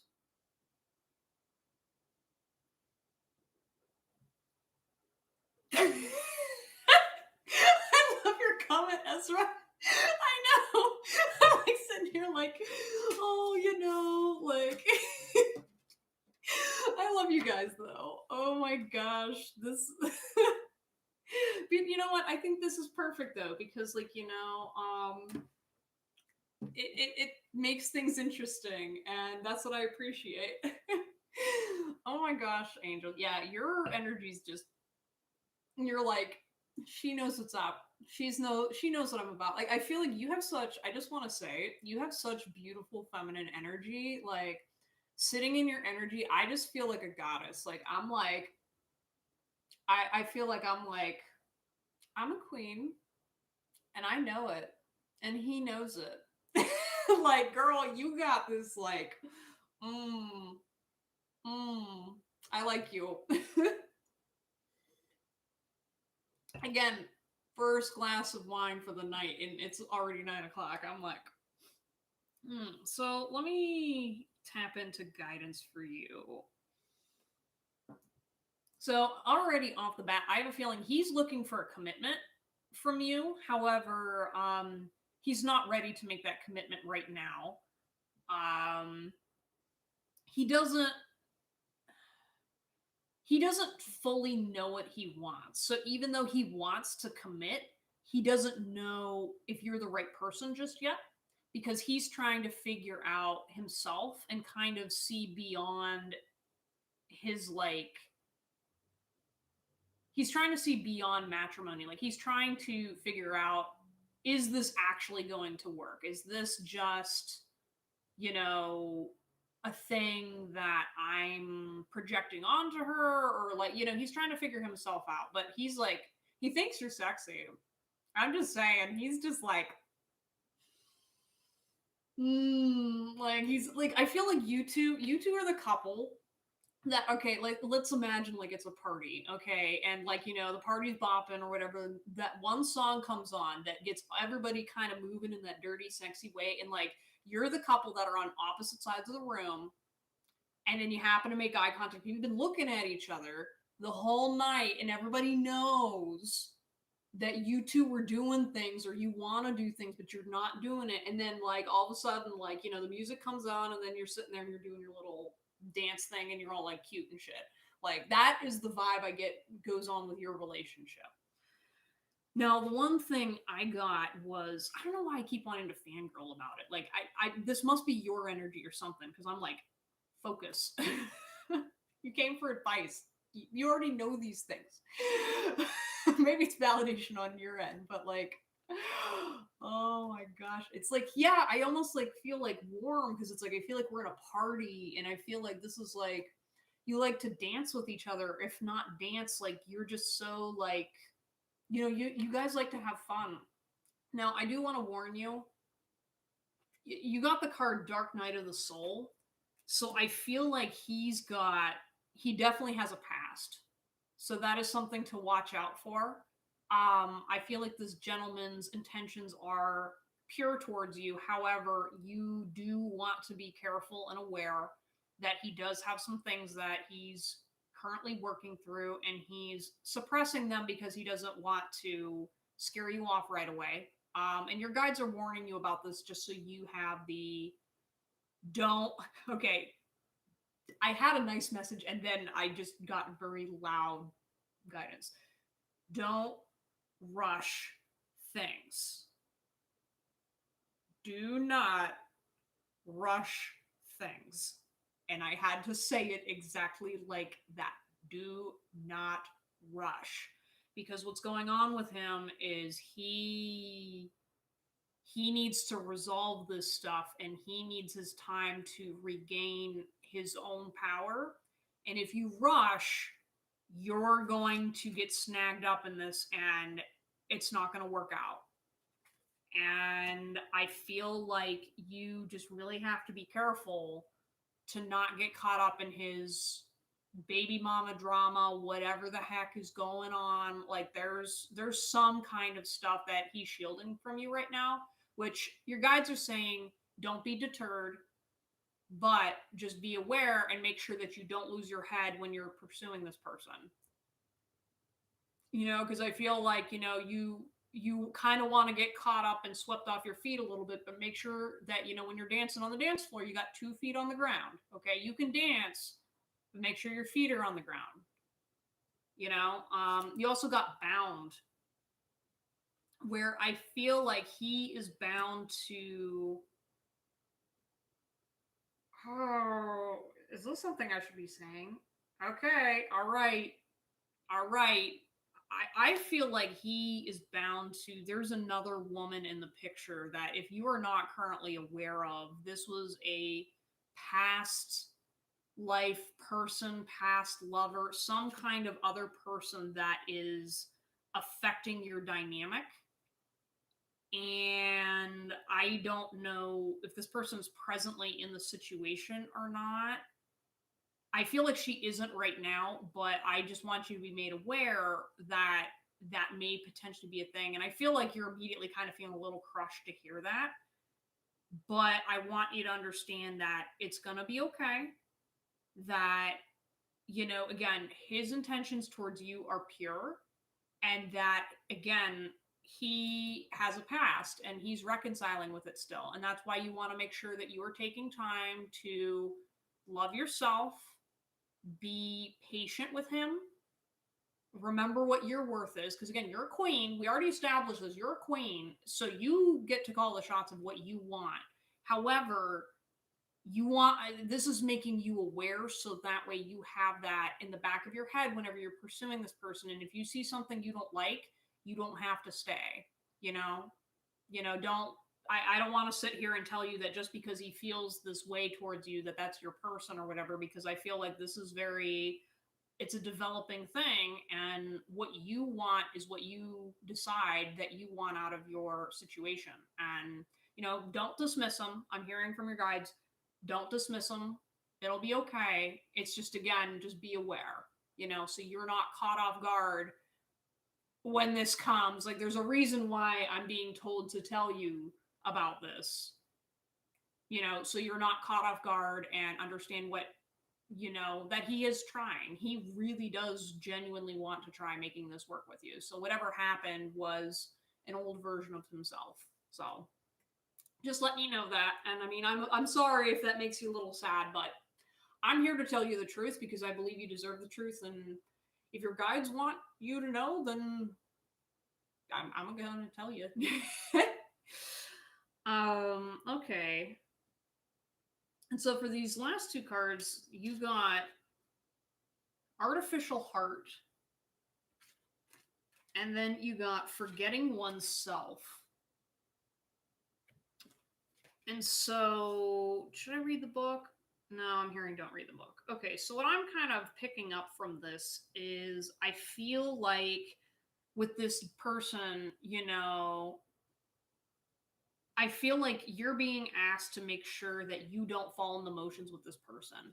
Like, I'm hearing the reason why he evokes this very, like, primal energy from you is because it's helping you unlock your heart space and preventing it's trying to wake you up from going through the motions with these partners. Because I feel like in the past with your dating experience, you've been kind of like you think you want something, but you've been leading with your head and not your heart. And what's kind of happened is you've kind of gotten rusty. You've kind of gotten away from, you expect this, the guy comes in, he disappoints you, and then it turns into a cycle and a loop. And unfortunately, what's happening is it's closing you off from your heart space, and it's almost turning your heart into a machine. And you're tired. And I feel like you're tired, and you're sitting there just going like, oh my gosh, why do all these guys suck? But like, part of the reason why this man came into your life is so that way you can feel that again. That you're supposed to operate with this relationship with just feeling and romance and love, and allowing that to just kind of be and appreciate the experience. Because when you're stuck in this pattern, like, you're not going to find your person because you're not operating from your love, you're operating from your head. And that's it's a really easy thing to get caught up in, because obviously when you've been burned a lot, when life is the way that it is, it's really hard to remain in your feminine and remain genuine. And especially, you're trying to protect your heart, honey. But I feel like with this person, it's safe enough that you can go ahead and pursue a relationship and gain wonderful experience from it. And he does care about you. Like, I definitely, like, again, like, I feel like his energy off the bat, because you kind of know what's coming, he feels a little intimidated. I almost feel him from across the room kind of giving me the stink eye, because he's like, you told her these things. And I'm like, well, she needs to know, and she needs to know that so she can give you an informed and loving, I think love him regardless of his flaws, because I feel like he has a good heart. I feel like he's a good man. He has a good soul, and regardless of what he did in the past, I feel he's genuine towards you. I really do. And again, he's like, he's kind of like the guy that like immediately, like, he wants to like grab the microphone and be like, I want to say shout out, to Angel over there in the corner. She's like the most beautiful woman I've ever seen. Like, he's got this like really cute energy. So I want to hype you up, man. Like, I'm not sitting here talking shit. Like, I want to hype you up. But yeah. And to close up the reading, you with this forgetting oneself, make sure you remember who you are. I feel like that's an important lesson for this romantic relationship, is it's reminding you who you actually are and not who you think you should be or what you think other people want. It's about who you are, flaws and all. And those flaws and those unique qualities about you make you so beautiful, honey. And that's what's attracting him, and other people. So, don't be afraid to just kind of let your guard down a little bit and just let yourself be, your flawed, happy self, because I feel like you have this pressure because of other people's expectations. And I want you to know that every piece of you is beautiful and amazing. And, you're a queen, and, you know, just because a queen, has her own little things doesn't mean she doesn't deserve a throne. No, because she's a queen you know, wonderful in all ways. And that is exactly who you are, honey. So, mm, yeah, yeah. I definitely think this experience is going to be healing for you. And again, I'm just telling you what his intentions are. I feel like the lesson that's going to come out of this depends on what you're willing to learn and what you're willing to open up to. I'm not going to I mean, it might be a fling, it might not. I don't have any clear gauges, and I feel like that's probably the reason why my guides have told me to tell you what to tell you, because you shouldn't expect anything. I think maybe that's the problem, is you want certainty, and unfortunately when it comes to love, if everything were certain, you know, love doesn't work that way, and that's exactly where that head space versus heart space is coming in. This man is trying to remind you to just feel and to just love someone from a feeling place rather than trying to, be like, is this man going to take care of me? Is he going to, yeah, like, you know what I mean? Like, you're trying to be responsible, but this lesson is not about being responsible. It's about having fun and being in love. And once you get that lesson under your belt, it will guide you to someone who can do both for you, who can provide for the practical side, but also the loving side. Because I feel like you haven't really, if you have, you've lost sense of what that feeling, loving, just authentic love is, that it doesn't have expectations. So, anyways, honey, though, that was your reading, and I hope you enjoyed it. And take some time to think about it. Because I feel like just sit and be in your heart space and like be honest. Because I mean, I've been in that position where you're in love with somebody and it doesn't make sense. They're not for you, and it's not going to work out. But by God, you love that motherfucker so much, and you know what? Just let your heart space just kind of feel it out. And not everything's made to last, but that doesn't mean you can't appreciate it either. Hmm. I'm just being told you're overthinking it. It's going to be okay. That is what I'm overwhelmingly hearing. You're going to be okay. If you do decide to pursue this, like, again, be realistic with yourself. However, like, really feel in your heart space. Again, I feel like this man does not want to let you go, and I feel like your guides are encouraging you to not be afraid, because I feel like fear, like, even if you walk away from this person, the same scenario is going to happen another time until the lesson comes through. And fear shouldn't stop you from having, you know experienced love in this life. I feel like you won't regret it either. You definitely will not regret, like, even if the relationship doesn't work out, you're not going to regret it because of what he's going to teach you. So, get a girl, love you, appreciate you. All right. So now I think it's time to roast Lauren, as my buddy just reminded me. Sorry, one of my candles burned out tonight, so I'm relighting one of them. Yeah, wishing you the best, honey. It'll be okay. Trust me, I'll let you know. Like if you've watched anything so far from this evening, I will let you know if it's a bad situation.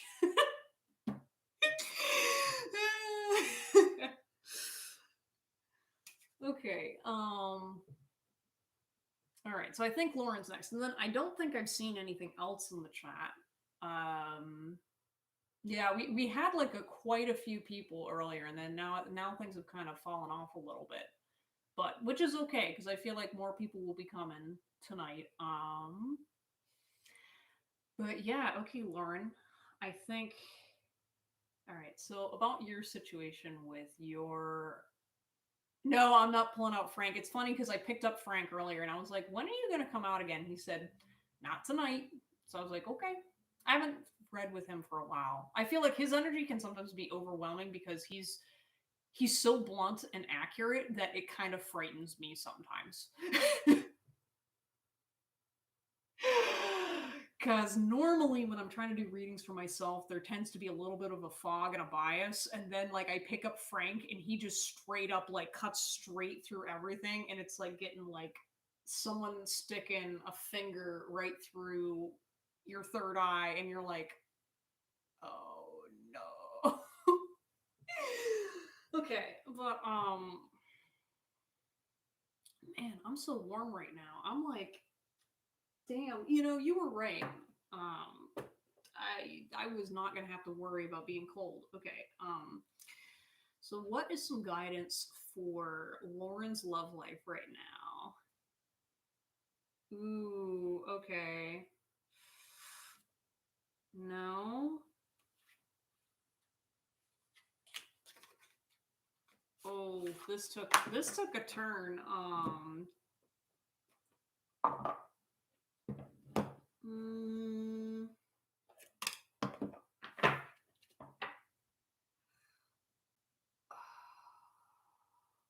okay. What's some guidance for Lauren?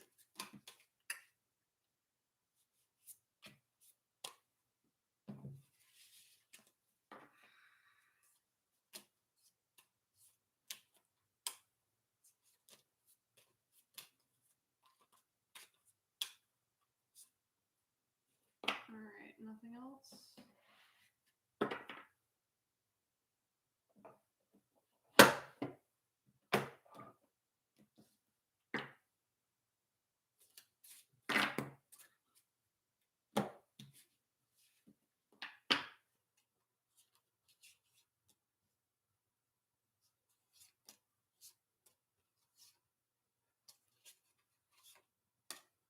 Anything else? Oh my gosh.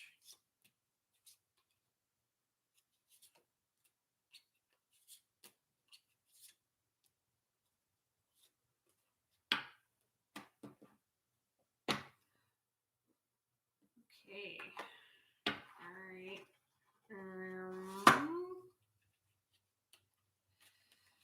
Any other decks? No other decks. Okay. Man, I felt like there's a shift in what's going on in your situation, girl. I feel like this is gonna be some hard news.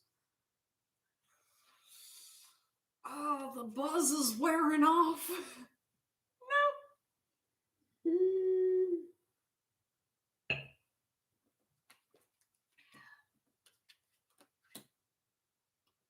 Woo. Ooh. Oh. Oh no. Oh man. Yeah. Man, I feel so bad. Like first, like your work situation, and now this. Like, oh. All right, these are not for right now. So all right. I'm gonna finish this drink, and then I'm gonna tell you what your reading is because I'm like, uh.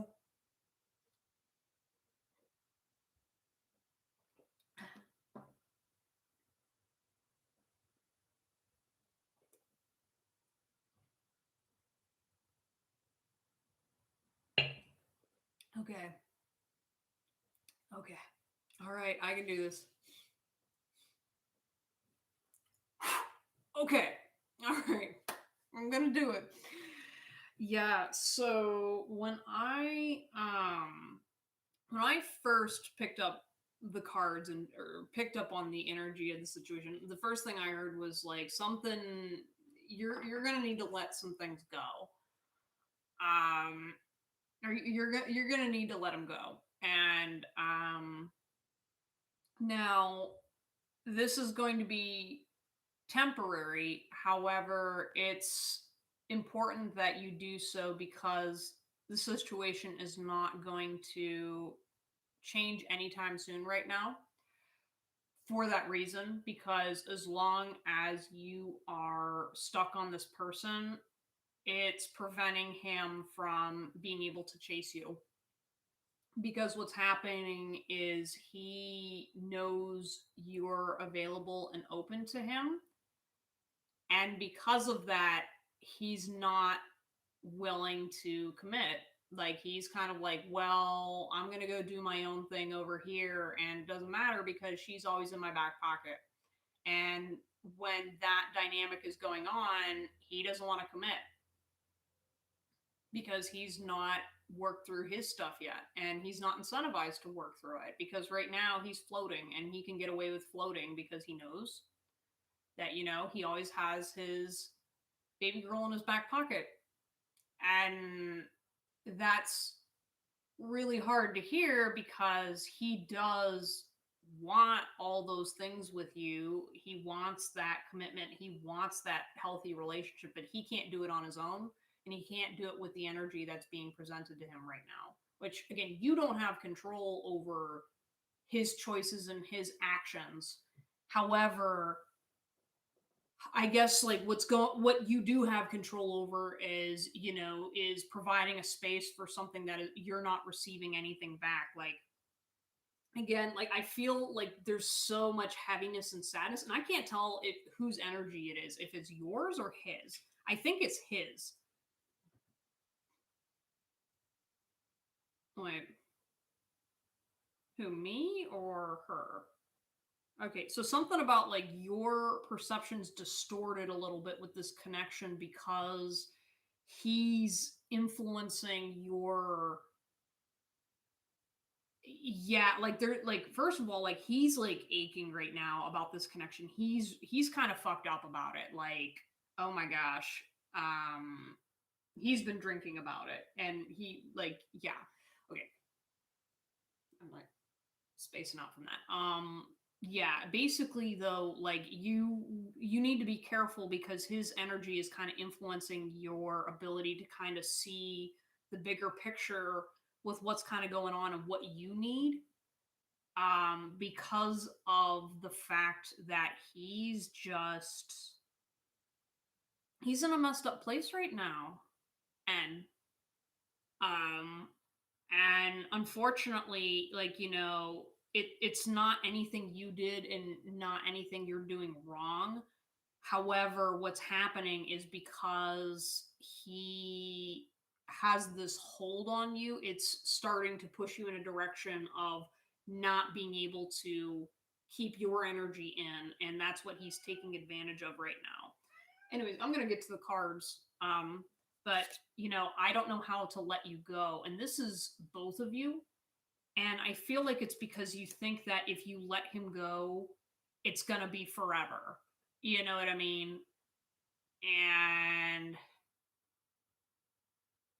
it doesn't have to be forever. I think it just needs to be for right now because you're both moving in different directions that will benefit you towards eventually coming together. Like, I definitely feel like this is your person. It's just not that time, which is kind of shitty and what a lot of these ratings tend to say. And so the next one is you didn't imagine it.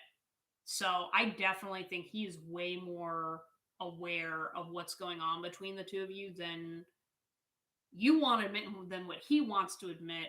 And this is kind of just confirmation that it is not you. It is not just you, even if it seems that way. I know we have a soul connection. So literally, I don't pre-plan these cards, so like, just saying, I never want to feel that way again. And I feel like he doesn't want to lose you, and that's where a lot of his oh god, oh, this man's energy. Oh my gosh. Oh, oh, yeah, I'm fine. Like literally just God, it feels like he's like literally like swallowing swords in his heart right now because like I feel like he can't live without you, but he has no idea how to overcome his own personal BS to get to where he can be with you right now. Like he doesn't feel worthy at all. Like, oh my god, like I might take some time to like sit and just help this guy's poor energy because like he as he put yeah like he never wants to feel that way again with another person and he's like yeah he feels like he can't lose you because he's just distraught but like he can't yeah I'm just hearing he can't like he's just not in a place where he can give you what you need and I think that's where a lot of this letting go energy is coming from is where it's like you got to let him do his thing and it's very hard but you got to trust that if you truly believe that he is your person then you got to believe in him that he's going to do the right thing and he's going to overcome it because he's a tough guy and he's overcoming some dark stuff but what's motivating him you are and he wants you to know that and I mean obviously he's doing it for himself and his future but like you know part of letting go is you valuing yourself and understanding that you can love him all you want but you can't take his journey with him and there's no point in sitting on the sidelines and not living your life while going through that because there's things that are opportunities that are available to you now and as long as you know the truth oh my gosh Shenley you just like hopped up and like oh that's cute thank you Shen. Yeah, use some tree agate. I don't know if you have any at home, but this will help with healing your heart space. I love tree agate, by the way. Um, but yeah, thank you, Shenli, for pushing that my way. But yeah, no, like definitely he needs to work on it himself. And as long as he feels like he can't lose you, he's not going to be motivated to get better, unfortunately. And that's really harsh, but it's kind of true too because he doesn't have an incentive to change and he needs to understand that even though you love him you're operating your life for your benefit and he can't have a hold on that forever like he needs to step up and he just needs to have that fear and I think that's one of the hardest things for women because you're not the first person I've encountered that had this issue where it's like listen like you know when they've messed up or whatever and they're not providing like you got to move on because otherwise they need the opportunity to prove that they're the man for you if they are given it if they're just given the assurance that okay yep we're together they kind of one they get turned off and two like they don't have the incentive to change to be a better man because think about like if you were about to lose a partner you're going to want to change because you're like, no, I want to save the relationship. And we're more willing to change than they are, depending on the circumstance. But like in this scenario, that's exactly what's going on. He has no fear of losing you. And that fear, I mean, it should be valid because you deserve to have someone that's there for you. And there's no point in spreading your heart space so thin amongst people just because you're waiting and that's one of life's hardest lessons and I want to like, give you a hug right now because I'm like I think that this is what's happening but yeah anyways continuing on so I've been here before with others and I feel like he lost someone else in the past there was a romantic partner that he fucked up he knows it he's moved on from it but the wound of what he did he doesn't want to do with you and that's why he's really kind of stuck because he doesn't want to hurt you like he hurt that person. And then I was careless with you. Again, it's the same energy of I'm a mess, I messed up, I can't have this girl. You know, oh my god, this poor man. And then I hope you're happy for me. And I feel like with this energy, he's like, even though she's with someone else, I want her to be happy and I want her to understand and appreciate that I'm trying to find happiness with what I'm able to have. Because I feel like even if he wasn't with another person and he was with you, he wouldn't be able to give you what you would deserve, and that would kill him more than him being with someone who he feels is not as worthy. You know, like with men, they date, well, it's not even with men, it's with people. You date whoever you believe you're worthy of. And sometimes what happens is when you have low self esteem, like in his case, like he's dating someone that he believes he's worthy of because he thinks he can't do better, even though he wants better. But he's like, well, who I am right now, I can't take care of that.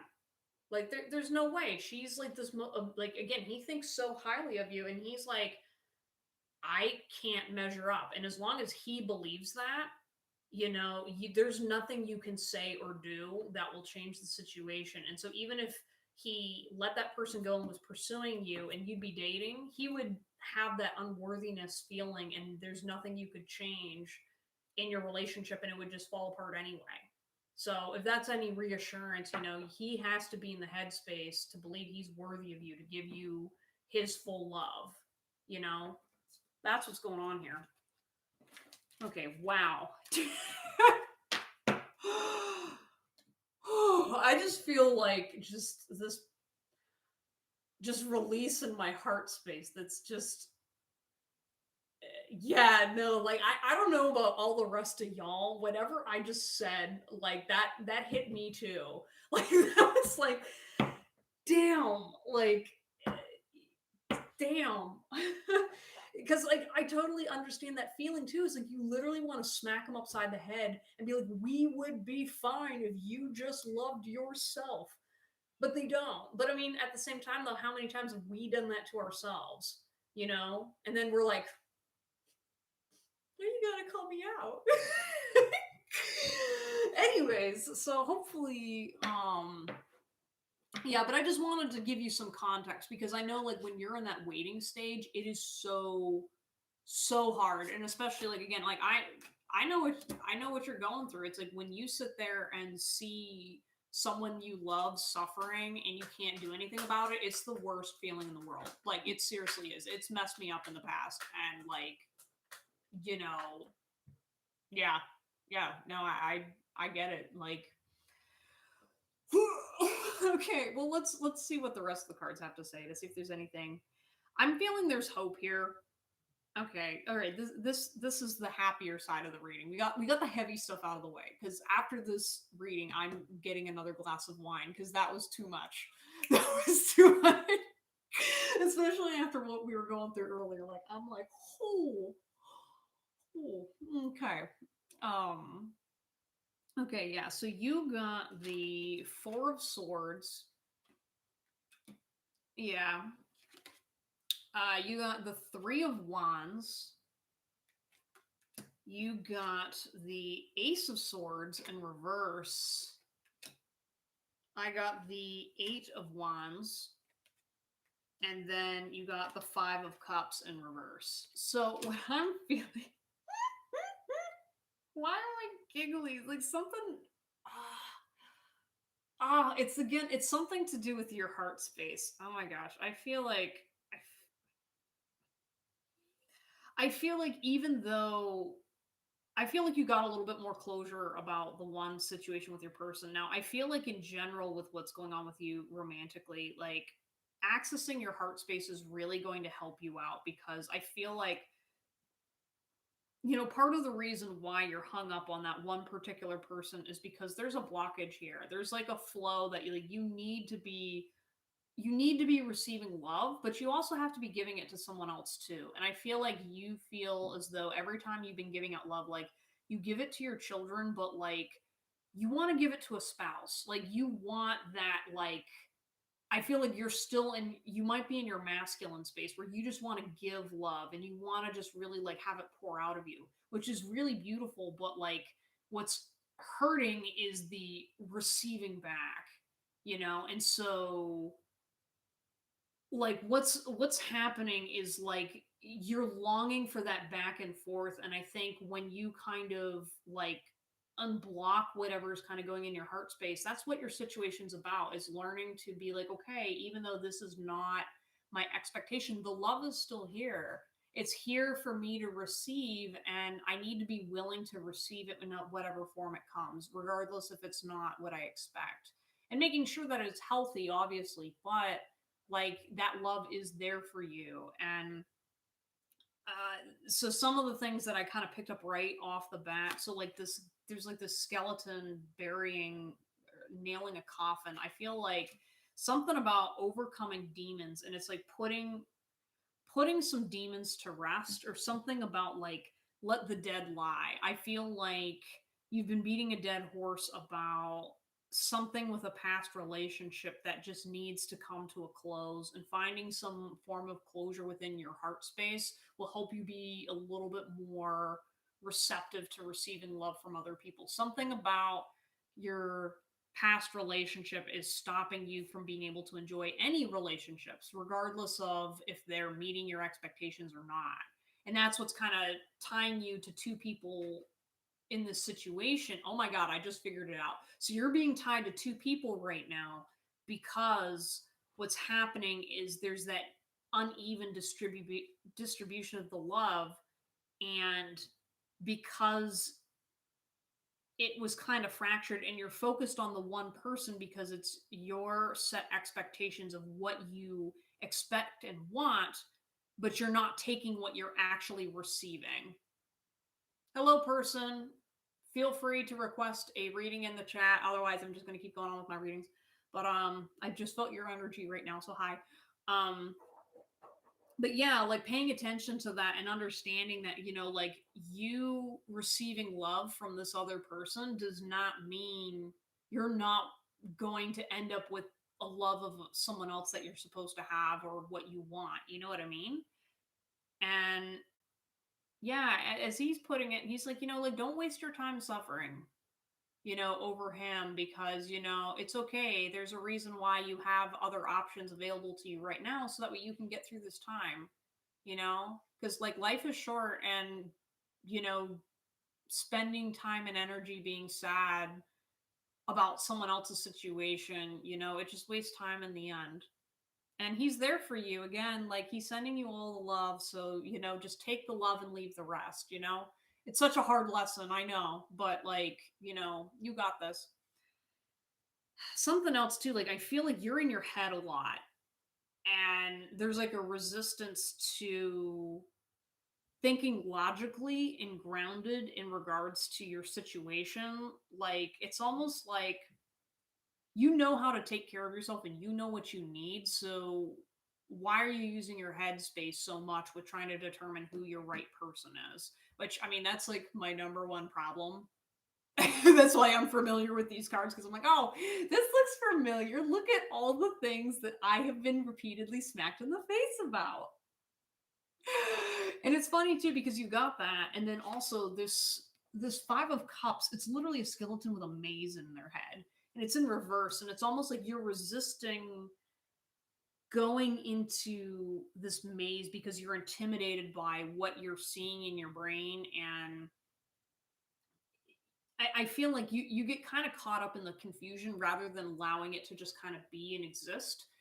And sometimes the maze, there's no prize in the middle of the maze. It's just a maze. And so just getting familiar with what's going on the inside is enough, you know? Because there's no prize for like every time you do a maze, okay? Do you actually win anything? No, you just figured it out. You know, that I that's a very strange metaphor, but I feel like for some reason that was how I was supposed to word it to you. So it's kind of like understanding that, you know, your inner workings are hard to understand, but it's more about becoming familiar rather than actually gaining anything. Hmm.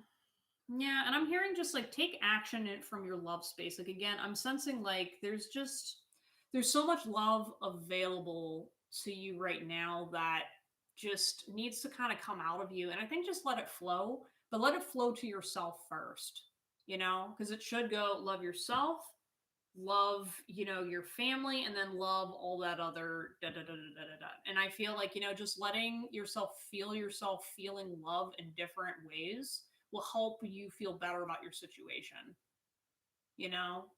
Because even though you're not receiving love from this one outlet, at the end of the day, it's kind of like, seeing that, there's other outlets to get what you need to help you heal through it, because you're not going through it alone. And again, obviously, your man is suffering without you too. So it's not like you're not in this together, even if you're apart. So something about I heard read a book. I don't know why that came up. It's just like read a book. Don't listen to.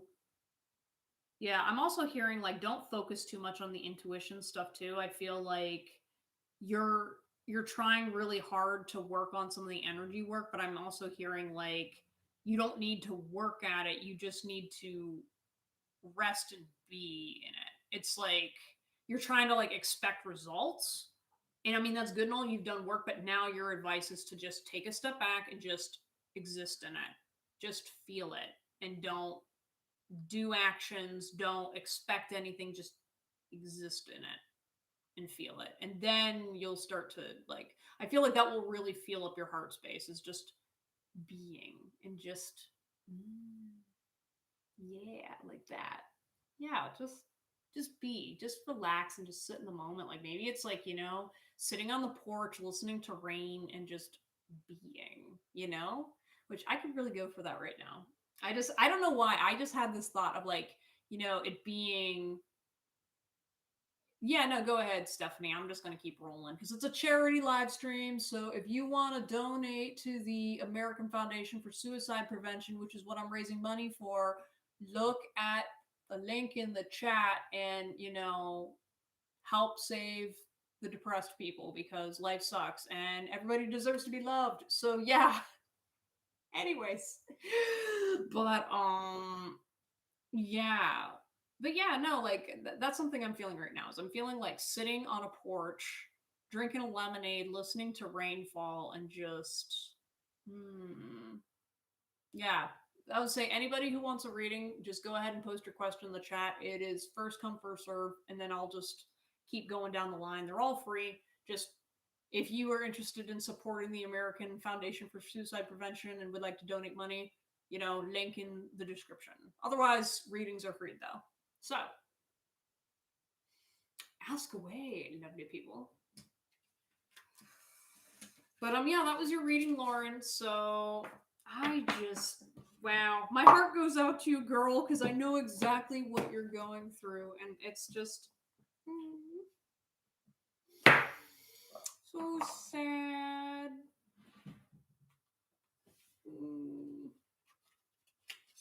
So sad. It's so hard. Oh, hi, Luna. Everybody say hi to my kitty. Don't. There's a candle there. Oh my god. Okay. Luna. Don't. What do you do? Literally, I have like candles sitting on my table, and she was like literally doing like, the soccer players when you're trying to dribble a ball in between like cones or whatever. Yeah, that's what she was doing right there. She was just like, oh my gosh, it's a shit show over here. Okay, all right, let's see who all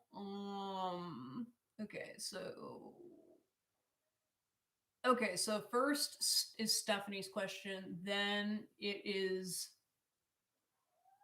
Deep Shika Sonkar. All right. Yeah, I'm trying to let her not burn her cat, but that's a problem. Is like I try to push her away from the fire, and then she stands over it, and that's where I'm like, well, I can't do anything because it just makes it worse, and it'll push her into the flames.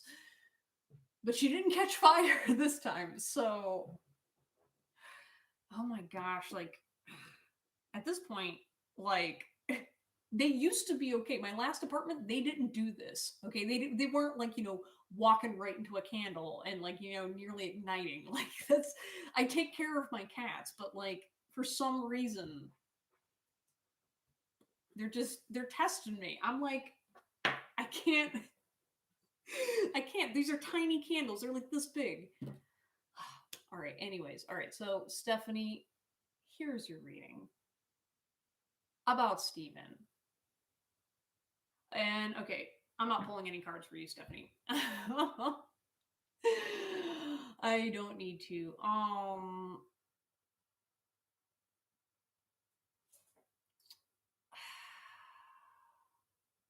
What's going on with them?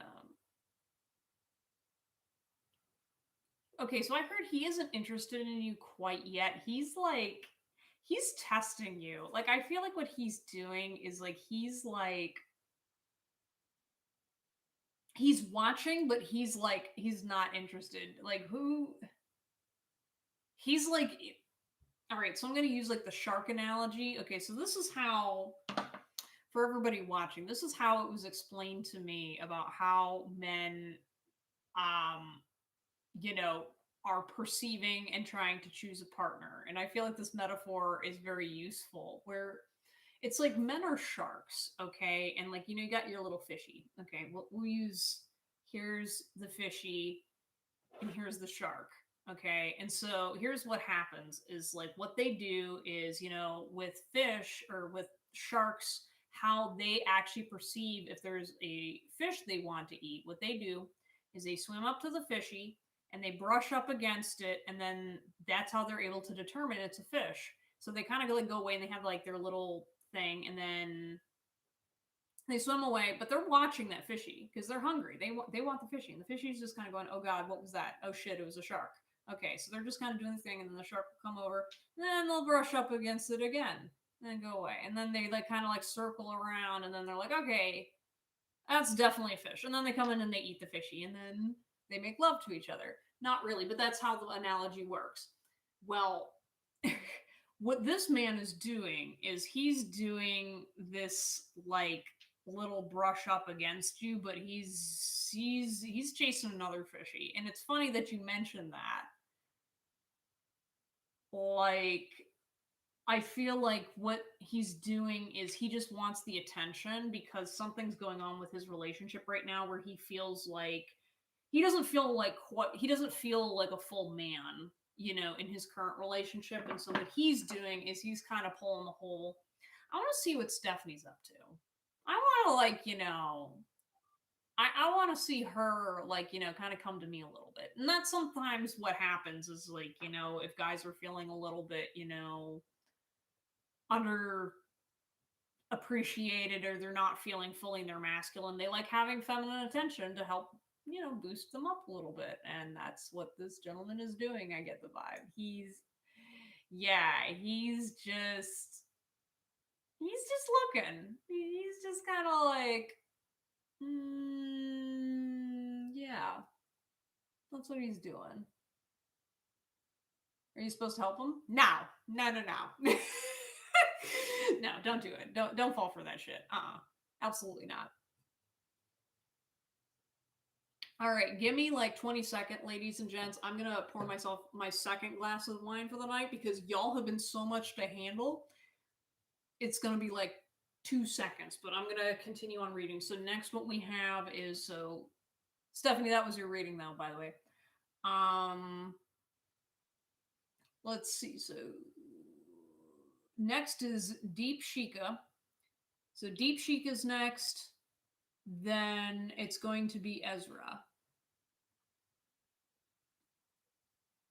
And then it's going to be Annie. Okay, yeah. I will be back in a second, and then I will answer all your questions.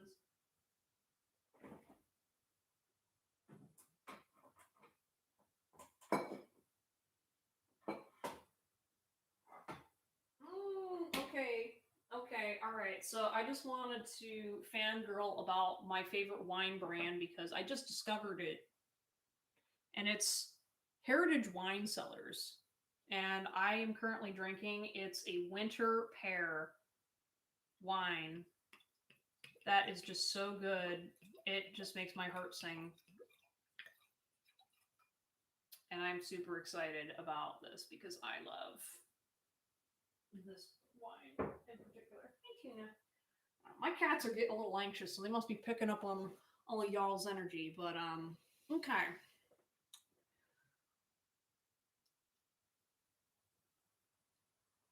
Mm. Cheers to you, Ezra. Oh my gosh, this wine is so good. I'm sorry, I just had to take a moment. This is in the fridge, and it just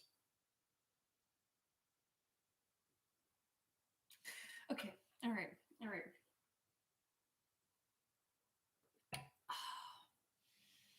Oh man, it's a beautiful Friday night. I just want to say, and you guys are all lovely and beautiful. I love your energy. I love what's going on here. I just love it. Okay. Okay, so Deep Shika, this was your reading. So are you gonna get married to HJ?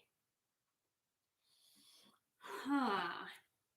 All right, let me pull some cards on this one because like I had like a feeling, but it doesn't like it's not clear. So I want to get some clarification. Oh my god. Okay, y'all saw that. We got hit in the face. No.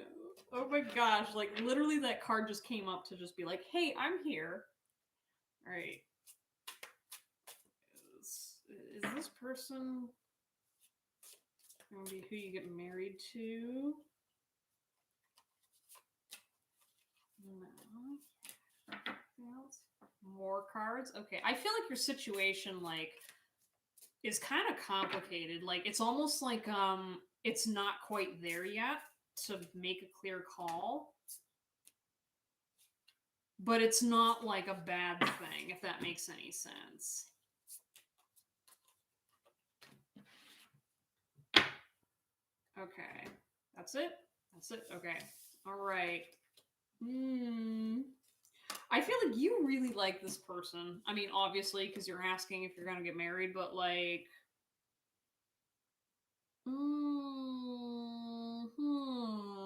Okay, that explains what's going on with your energy right now. Because it's like he's there, but he's not fully there to commit yet. Like I feel like there's definitely the potential for you guys to get married, but there's something in the way. So to kind of just jump right into it, the first card I'm seeing is you got unawakened. So he's not fully in his masculine right now, which is what he needs in order to commit to you. And like I feel like he's doubting what he brings to the table as a provider. I feel like he has a little bit of insecurity about how he's able to provide for you in your relationship.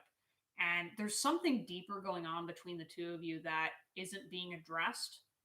And so that's also something that's not appealing to him because I feel like he's not fully like yeah, I feel like something's stunted. Like it's almost like, like you're in this space where you're very mature and you're very like free flowing and he's kind of stiff, you know. And you want to bring the side out of him, but like he kind of needs to something needs to initiate and kind of kick that off. Like it feels like there's something missing there. And like, so the next card you got is admired. And I feel like he really just admires you as a person. And you guys have such cute energy. He's all like, he just really like, he has this fuzzy warm, like, I feel like he wants to like rub his face against your face or like put his face into your head and just like do this to you. Like, it's so cute. Like, oh my gosh, you are precious. Like, yeah, so the one card I got was, so it's separation, and so it's like got this like heart that's being torn in half, and I feel like he's separated from his heart space right now. That's what I'm getting, is that he's not ready to commit to you just yet because he's scared as hell. Oh my gosh, like he's like, I don't know what I'm doing. Like for him, he's in this space where he doesn't know how he's truly feeling about you, and like even though it's like he does feel things, but he doesn't understand them. Like he's got kind of like, these are on two different planes, and obviously he's not going to ignore what he feels, but he has no idea what he's feeling, and so he's kind of sitting here like, ah. Like that is the exact representation of what this man is going through. Is he's literally like, like I see him just like, I don't know what I'm doing, or I don't know what's going on. Like I feel these things and I like this girl, but I don't know what this means. Like he's trying to get himself together, because I don't know if this man is typically very logical, but he's just very, you caught him off guard. I'm gonna tell you that right now. He's very much like, you were not what he was expecting at all. It's kind of cute though, because he's just like, I don't know. I don't know. Like, what's she doing? Like, yeah, he's like, what is she doing tonight? Like, what is going on here? And another card you got was stuck. And so like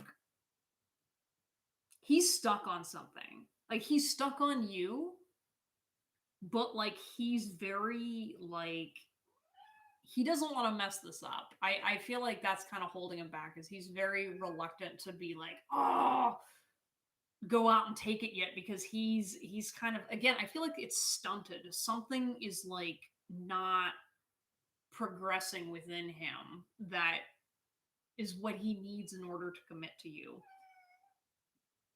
Yeah, Shenley. That's my cat. Um yeah, it's just like, I don't know, like something's happening, like something needs to shift. Oh my gosh, Shenley. Hi, Bub Bub. Say hi to the internet, kitty. Hello. Oh, okay, fine. Fine. But finally, though, I wanted to end with this card because it says soulmate, and I definitely feel like you two are soulmates. So don't give up on him. I feel like he needs some time to figure himself out and figure out what he's feeling. And yeah, no problem. I hope this helped you. And, I think, again, I feel like you are a loving and sweet person. I just feel that from your vibes. And I just say, just have some patience with him. I think he's just sorting things out. Just send him some love and reassurance. And, like, I think you'll know when it's time and if he's that person. Just give it a little bit more time before making any decisions. Don't rush. You too. Don't rush. Okay. Got my winter pear and life is all good. Okay, so got Deep Chica, so she's done. So next is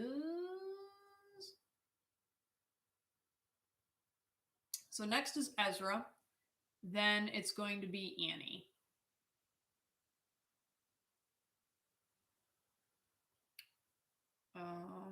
Okay, yeah, just want to make sure I didn't miss anybody. Okay, so Ezra's question was,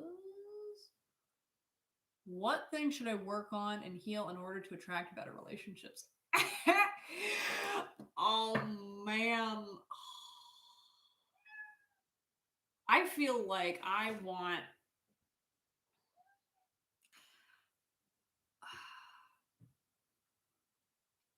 I'm being told that I need to hold off on doing this one. I feel like, what's going on with you is affecting a whole bunch of other people, and that's going to be a deeper one for a later time.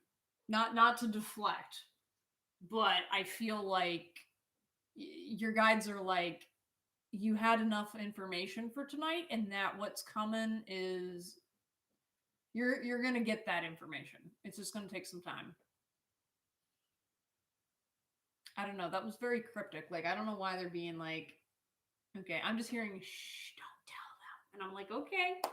I mean, I'm going to be continuing to produce pick a group readings. So for those of you that do enjoy my tarot readings or whatever, I'm going to be producing more of those going forward, where you intuitively tap in and just pick a group and then fast forward, and that will give you some guidance. Because I feel like, I watch quite a few different like tarot card readers, and I love pick a group readings, but I feel like there's kind of a specific thing that and formula that people expect, and then I come in here and I'm like, yeah, nope, I'm just gonna tell you this really, I'm just gonna spit some straight savage fire, and sometimes I feel bad, but I'm also like, well, my guides are telling me that sometimes I need to say what I need to say, and I'm like, are you sure? Because this sometimes comes across as a little harsh, and I'm like,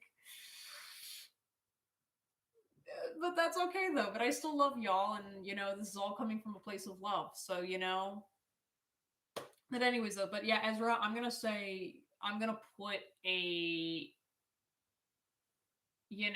I'm going to put a cap on that one for now and say that you will be getting that information in the future for sure.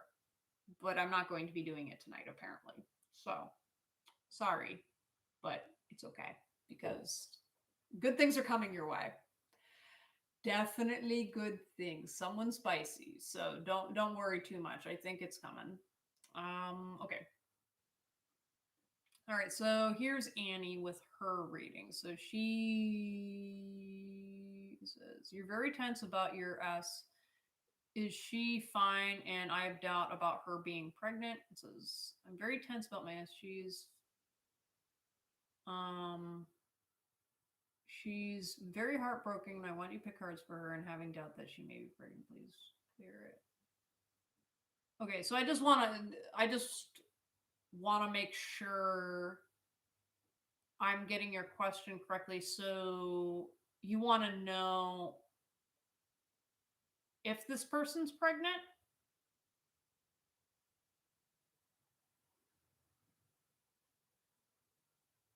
Is that what your question is, Annie? I just want to make sure that I'm asking the right question.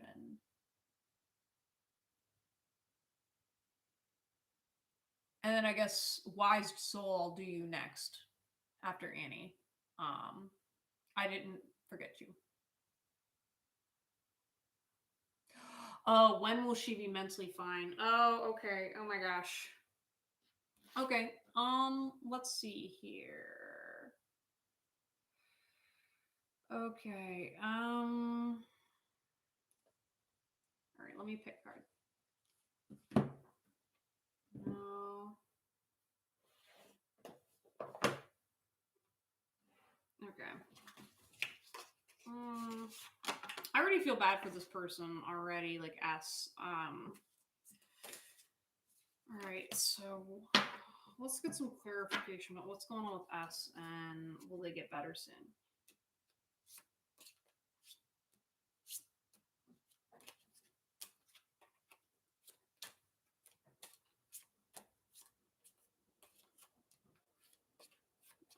Okay.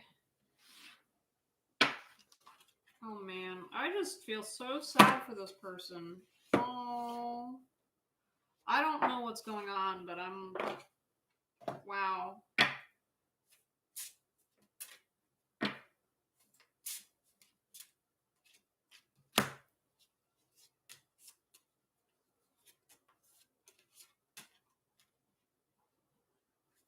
No. Okay, nothing else.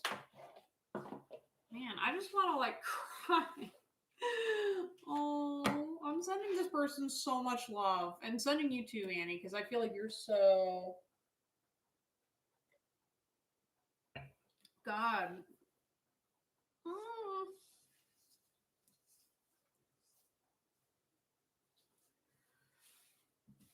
Hmm.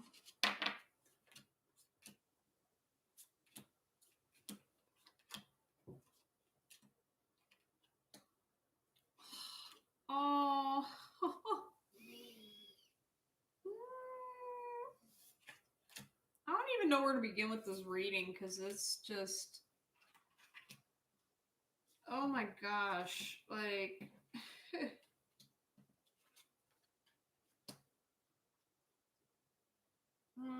okay, I'm like, this girl has so much to say to you, Annie. I'm like it's almost like her energy. It's like five different voices talking at once. It's like kind of hard to hear what I'm supposed to be listening to because like it's she's so overwhelmed. Like, okay, let me pause for a second so I can get them to all to like calm down and be like, okay, all right. So I'm gonna focus on reading the cards and then interpret from there because this is wow. Okay, like okay, so first card says, I fear that you will reject me. And I feel like this person is very fearful of being left behind by you and other people in their lives because they're definitely struggling with some kind of a mental illness of some kind. That's definitely, she's just heartbroken in so many places and she's very afraid that you guys are going to leave her behind, which she feels as though you're doing a great job supporting her and she appreciates it. She's just overwhelmed by everything and doesn't know what to do. And that's what makes it hard sometimes when you're trying to talk to her, but and I feel like when you're trying to help her sometimes, she doesn't always get it. And it's because she's so overwhelmed, she can't hear you. Like, it's like she physically can hear you, but like from everything else, she can't because she's going through so much. I've been struggling, which is an effing understatement. Um, I pretend that I don't care. And I feel like she doesn't feel like she doesn't care what other people think about her because oh my gosh, this girl's in a very bad state. Um, yeah, I don't want to say that. One sec, I'm like hearing from guides because they're all very very noisy and confused and just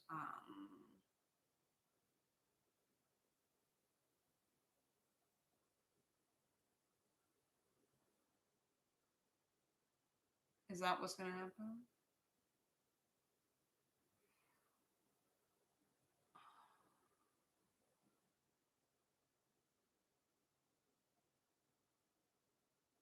Mm,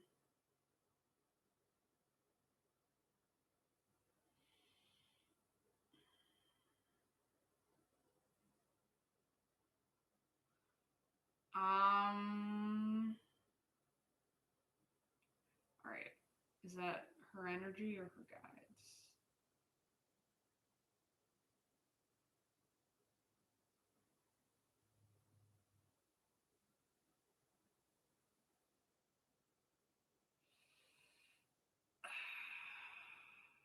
Um,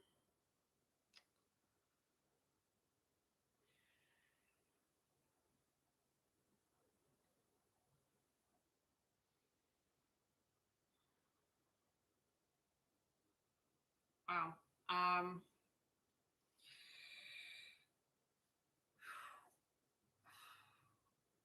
Um, sorry, I apologize. This is just this is some heavy shit.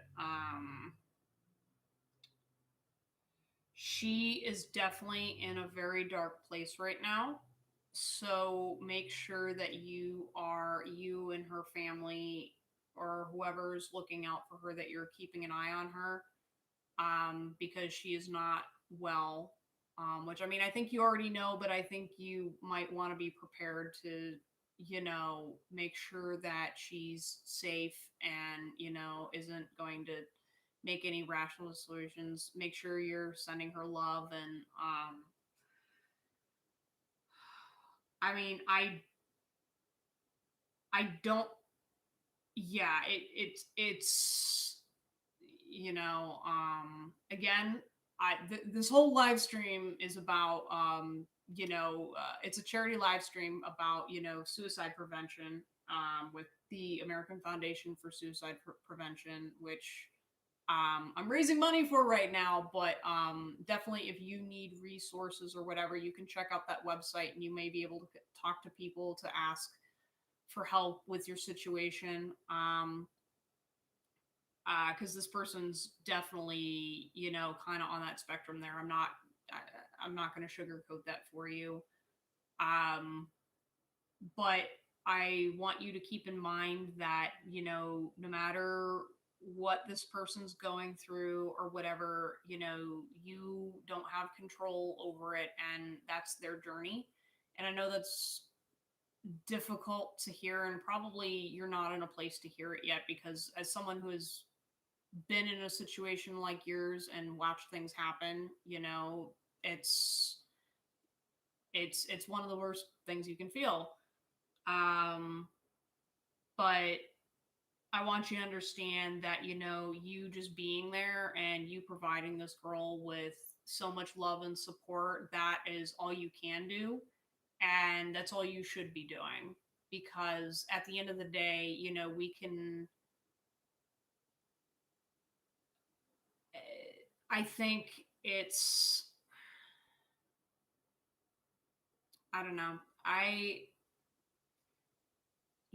just hearing, be be very clear with her, be very like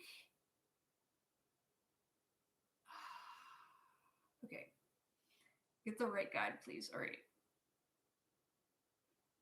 Let me I feel like I'm tapping into her guides, and I need to hear your guides and what they're saying. So, yeah.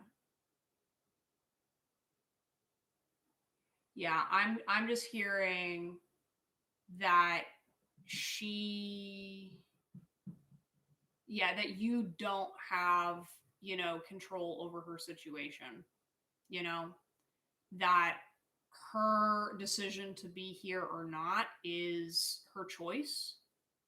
And if that does happen, because here's the thing, so I will tell you about when it comes to intuition, all right? Some things, you can predict, but things change. The future, anytime an intuitive taps into the future, they are perceiving what the current path is. There is always room for change. There is always a choice involved. And that can be your choice or other people's choices, and things can change. So that's why I'm never going to tell you something is definitely going to happen. I mean, because, I've been wrong when I've predicted things, and I've predicted things and I've been right. And this is one of those situations where I'm not going to sit here and tell you it's going to be black or white, because this is a situation where what I'm seeing is, yeah, there's a very real chance of maybe an attempt happening here, but I want you to have a good night, Ezra. But what I do want you to understand is that you don't have control of the situation, and it doesn't mean that she's not going to make it, and it doesn't mean that she will. And I think you want that closure about what's going to happen, but I don't think it's going to help you with your situation. And and I mean, I've been in that situation, where I've been friends with people that I knew they were going to make an attempt, and they like they went through with it, but they survived, you know, and that's why I'm not going to make a declaration straight up, because it's one of those things where, depending on the emotions involved, it's anytime you're dealing with this level of situation, you have to be able to separate your emotions from what's going on. And it's really hard to do that, especially when you're kind of in the thick of it. So my heart goes out to you both. And I feel like this person, if that does happen, I think she will make it through. I think there's just a lot of fear and uncertainty right now. It's just that she needs to connect with herself and make sure that you are taking care of you right now, because you right now, like, again, I think that's why I'm having such a hard time doing this reading, because you're freaking out, she's freaking out, everybody is freaking out in this situation. And yeah, I don't want to even read these because I don't think it matters. Because I feel like you are focused on saving her because you think that that will give you some kind of a release from the situation, because of the fact that, you don't want to see something bad happen to your friend, you know and unfortunately, though, that's something that, it's trying to make you feel like you have control over what's going on when you really don't. And that's part of the lesson here. And that's why I'm saying, just love this person as much as you possibly can, but understand that, no matter what happens, it's not your story and it's not your fault. And everyone's going to tell you that, and you're not going to believe it. And I get it. And that's why, like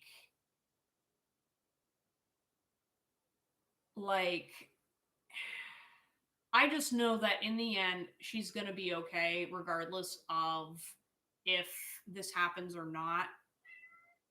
Um, and she cares about you a lot. And so, damn, this is probably one of the hardest readings I've ever done on the show. Shit. But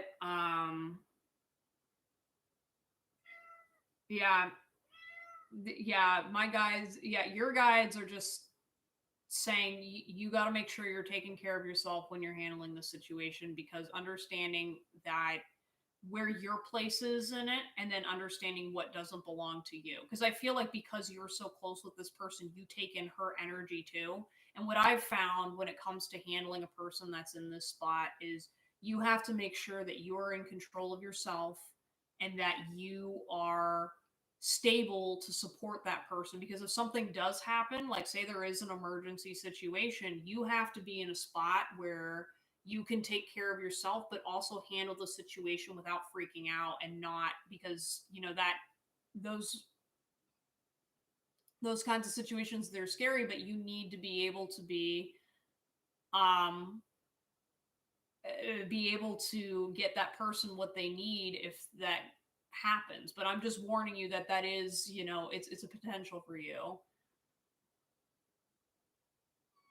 And I feel like right now, like, again, a lot of why you're just looking for some kind of reassurance, because there's just a lot of pain here. And I'm going to tell you that, right now, it's it's going to work itself out how it's going to work itself out. And I know that's not what you want to hear, but I'm only telling you because regardless of what happens, it's not going to change how you feel.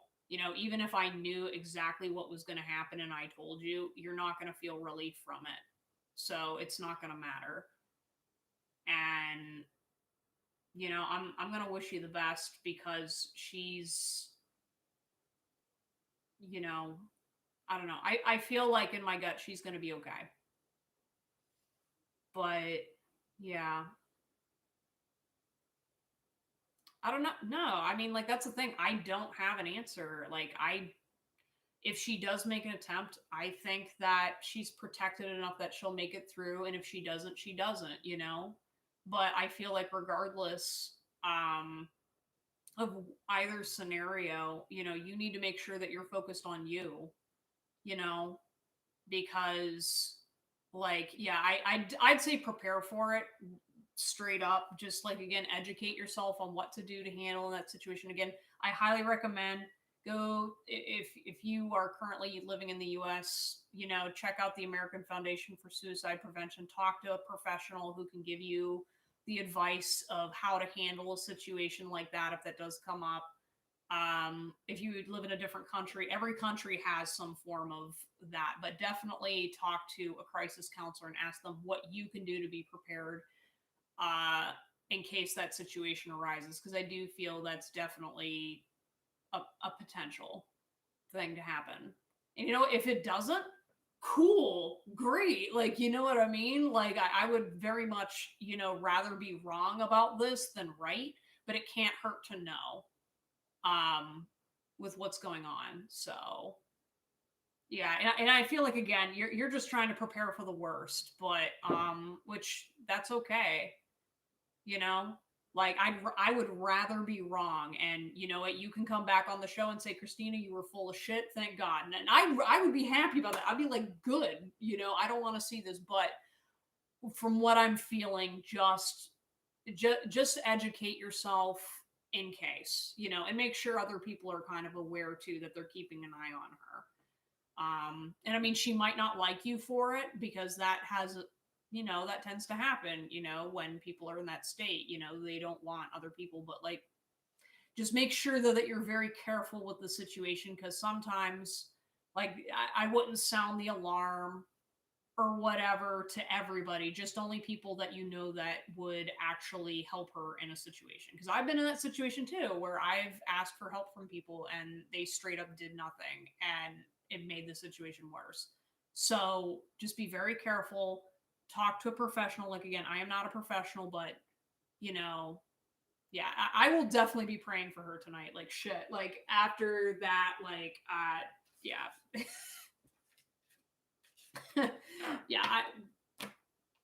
Yeah, I'm definitely gonna make sure that she's in my prayers tonight. And wow,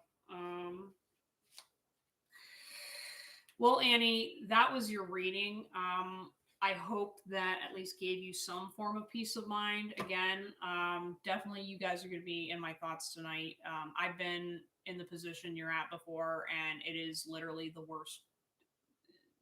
worst thing possible. To feel. So, but you can get through it.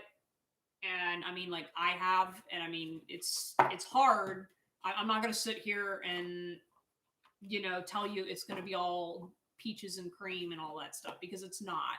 But, regardless of what it is, you will get through it and your friend will to some degree, and understand, where you play in all of it. So, sending you so much love right now, Annie. But you're not alone in what you're going through. So definitely, take the time to make sure that you're taking care of yourself with this. Whew. Wow.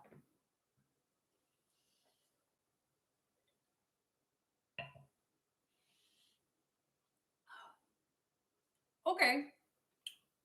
Um, yeah. So if anyone else has any other requests for readings, go ahead and post them in the chat. I'm gonna sit here and drink my wine. Ow, that was a little hot. Sorry, I was moving one of my candles and had me a little bit. But yeah, I was gonna say it's a Friday night, everybody. We should be getting turned. I hope you're drinking wine along with me. Um, anyways, for those of you that are new or have just popped in or whatever, this charity live stream is to support the American Foundation for Suicide Prevention. So if you are interested in supporting the organization, feel free to donate in the link via the link in the description. And you can also get information on there as well about suicide prevention. And yeah, oh yeah, that's right. Wise to Soul. That was you were the next reading. Oh yeah, you're gonna get your certification. Oh, look at you! You're a fellow IT buddy. Yay! I have a minor in information systems, so woohoo! Let's see. I'm not gonna pull any cards for that. I don't need to, but let's see. Are you gonna get your IT? I feel like you will. You're just nervous, and you shouldn't be nervous. You're a smart cookie. Yeah, you don't even need to be nervous. Like you You prepare for things. You're fine. Like the fact that you're worried means you care enough that you're gonna make it work out. Like don't slack, but like your anxiety gets in the way of your performance. So, the less you worry, the more confidence you have in your abilities, the more likely. You know?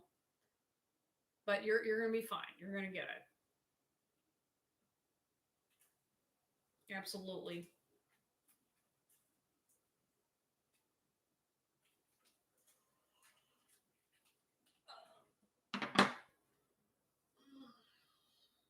You're welcome. Thank you, honey. Raising a glass to all you lovely people out there.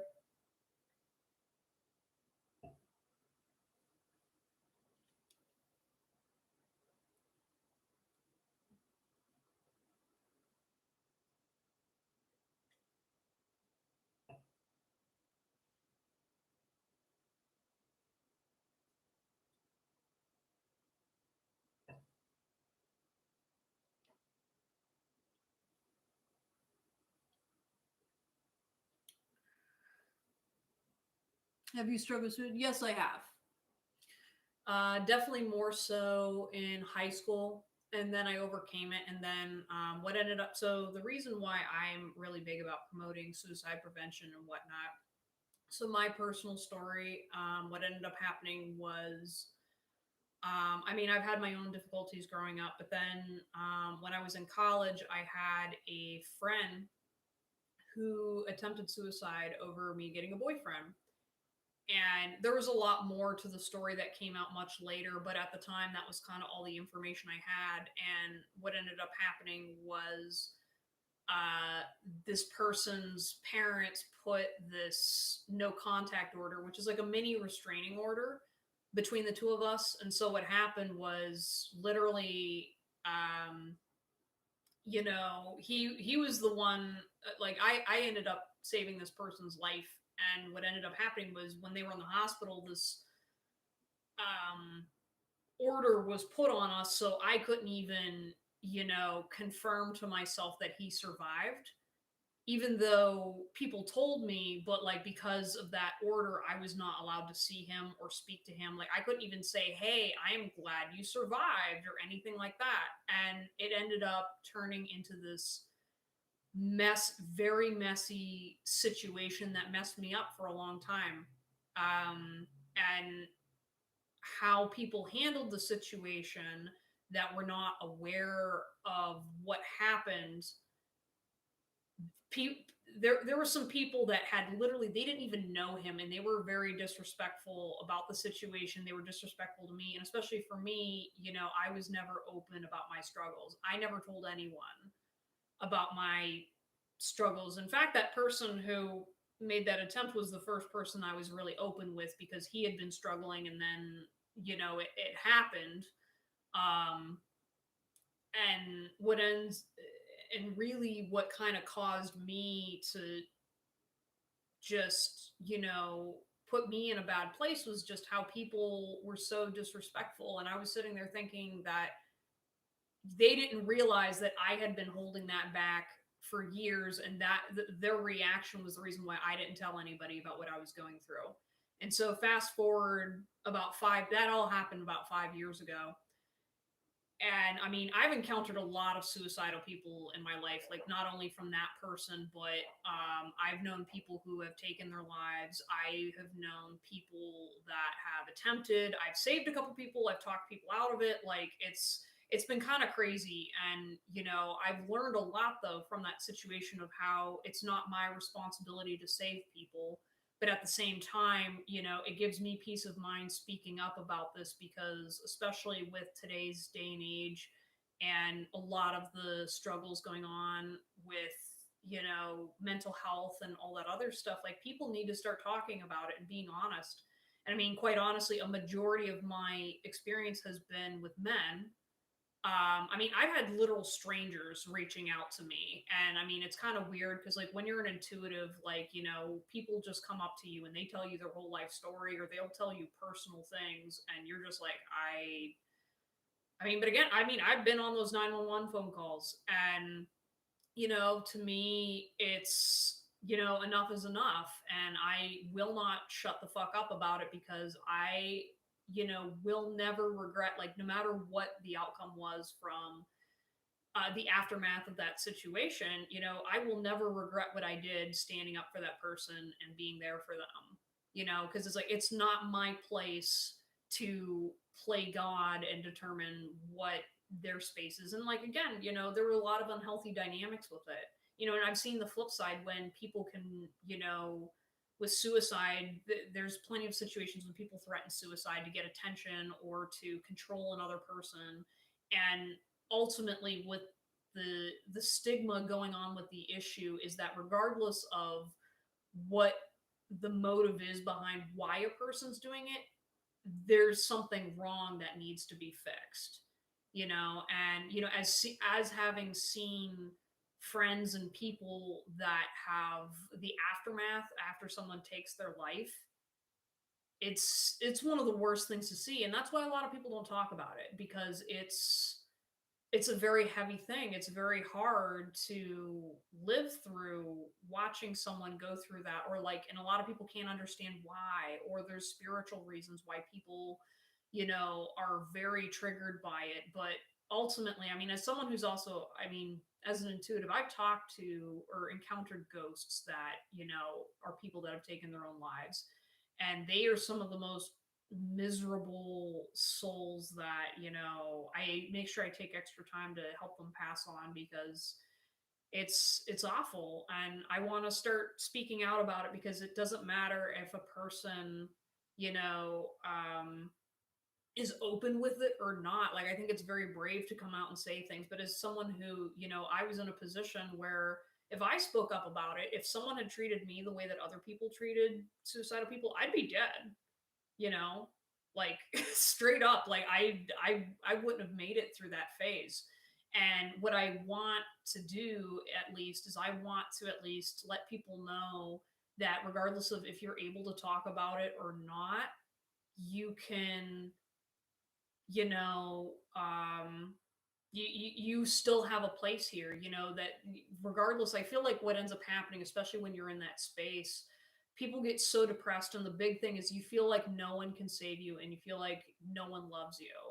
And what I've learned after watching things happen to people, first of all, with the sheer quantity of people that are suicidal that I've spoken to, I've learned very quickly that it's not you being alone, it's that the disease itself going on is preventing you from feeling and connecting with other people. And that's what makes you feel like you want to lose it, because you don't have. So the foundation of what suicide is it's just an inability to cope with what's going on.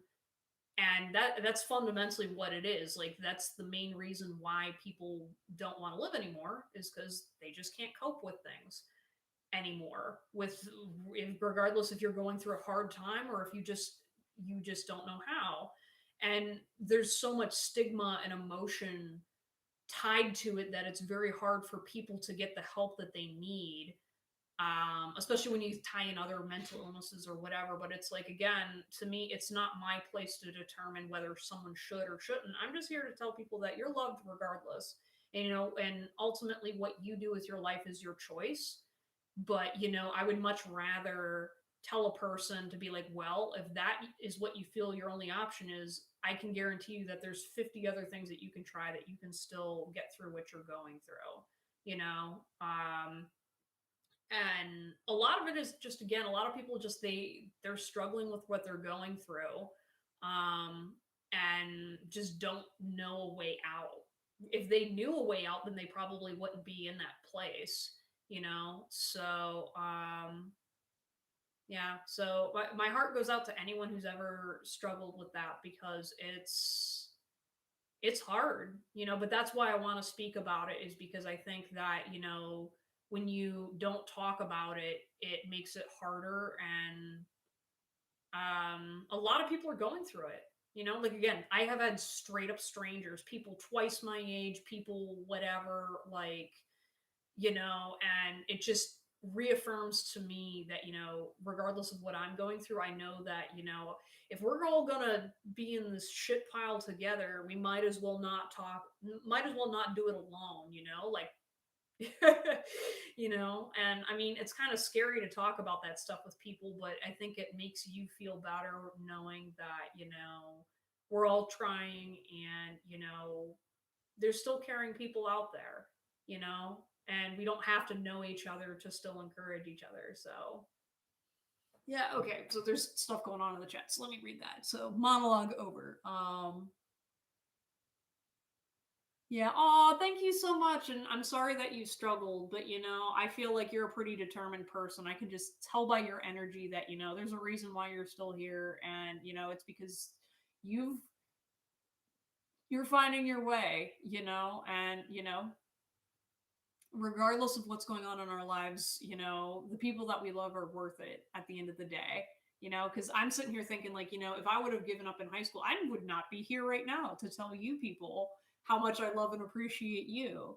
And so that's just one more thing to be thankful that, regardless of how shitty I feel some days or whatever, I would much rather be spending my time here reading tarot cards for you and, finding my way through this weird pile than giving up too soon.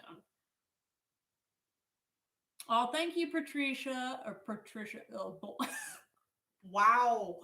Wow. I'm not even drunk. Okay. Thank you, Patricia. I appreciate you.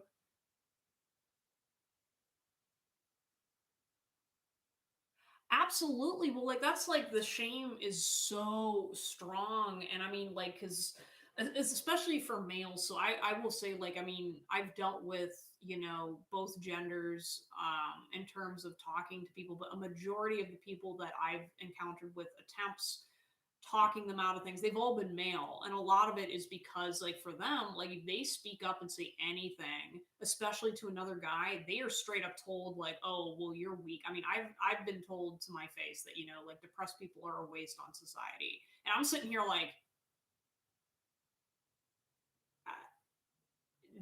you don't even know what I've been through, and you said that to my face.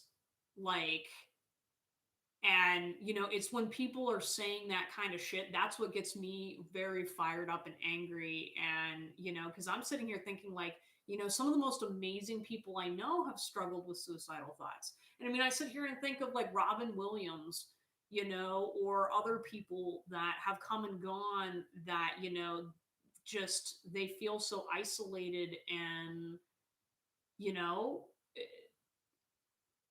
it's such a shame. And, again, it's everybody's personal journey, but I think at the end of the day, the more we speak up and talk about it, and the more that we try to be authentic with our experiences, it makes people understand that they're not alone, and that, it will pass, because I mean, anything's possible. And especially because, like, people have been dealing with the same problems that we're going through generation after generation after generation. And, but again, it's hard though, especially if you can't get the resources, like, especially like right now, like, I've got my own rants about the mental health system going on across the world. I think it's pretty unanimous, but I mean, US in particular is just, oh my gosh, like, no wonder people don't get help.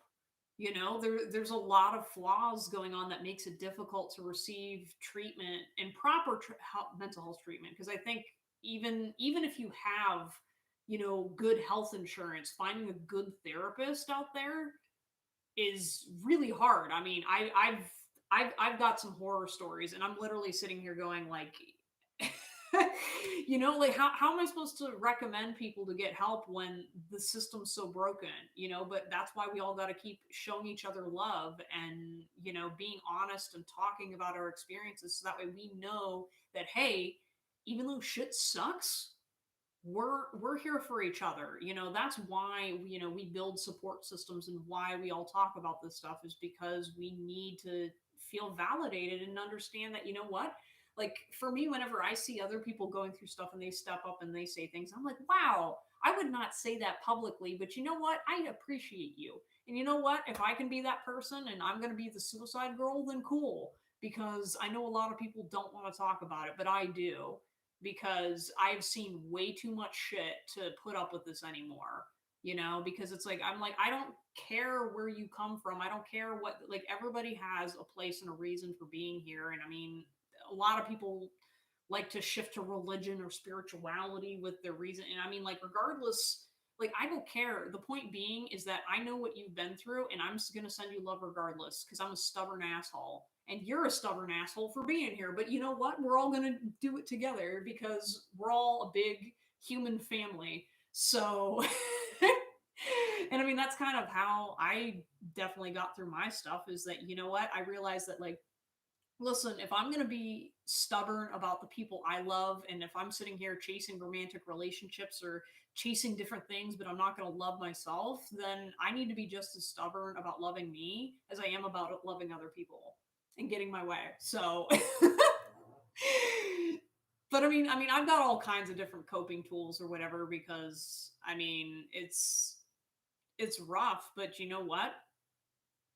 Enough is enough. I'm tired of hearing these really sad stories, and, like, it always makes me wonder, like, if someone just told them, you know, how much they're loved and appreciated, like, what would they still be here? Like, it doesn't matter. I mean, because at the end of the day, a choice is a choice. So, uh, yeah. Oh, thank you so much. Yeah, no, like, definitely that's why I do this. I'm doing a walk with the American Foundation for Suicide Prevention this weekend. So that's why I'm raising money. But yeah, definitely though. I mean, if you take anything away from this live stream today, take the time to tell people that you love them. And I mean, maybe you don't have the appropriate, tools to say that, because I know that's the hardest thing to say sometimes, especially if you're working through your own stuff. But show people you love them, because you never know when, some small little gesture of showing someone that you care about them will, save a person's life. Because I know I've been there, and, especially on those really dark days, sometimes all it takes is literally that one person that's remembering that, oh, yeah, you like ketchup. So I went out of my way to go get you a ketchup packet, and here you go. Like, it's stupid little things that can keep a person going. And so that's why, if you're ever feeling like, man, the world sucks and I can't change the world, or I can't fix anything, so what's the point? Nah, nah, don't worry about it, because every small little act of kindness adds up. Even if that person doesn't feel it, even if that person, it was still there, and, it still counts. You know, it really does. And I mean, I used to believe it was a bunch of bullshit, and, after going through the things that I have, I'm like, it's not. It's really not, because it's not my place to determine if my acts of kindness have helped a person or not. It's all up to just what you put out there. So, mm,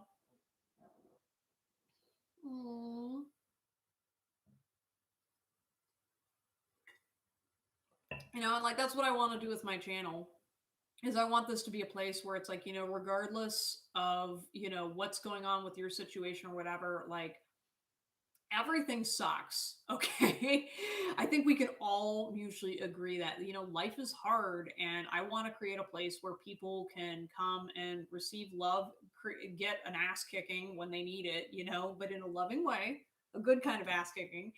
Because I know I need it. Like, I'm kind of one of those stubborn people that, like, I can get caught up in my ways, and sometimes I just need the little heavy-handed, response. But at the end of the day, it's not because I don't care. It's just because I'm stubborn, and I feel as though, there's a space for that where, regardless of what your flaws are, we all should be trying to encourage each other and love each other regardless. So, as I said, remind someone today that you love them. And I love all of you guys, especially for, spending your Friday night here with me. I appreciate it. Um, wow.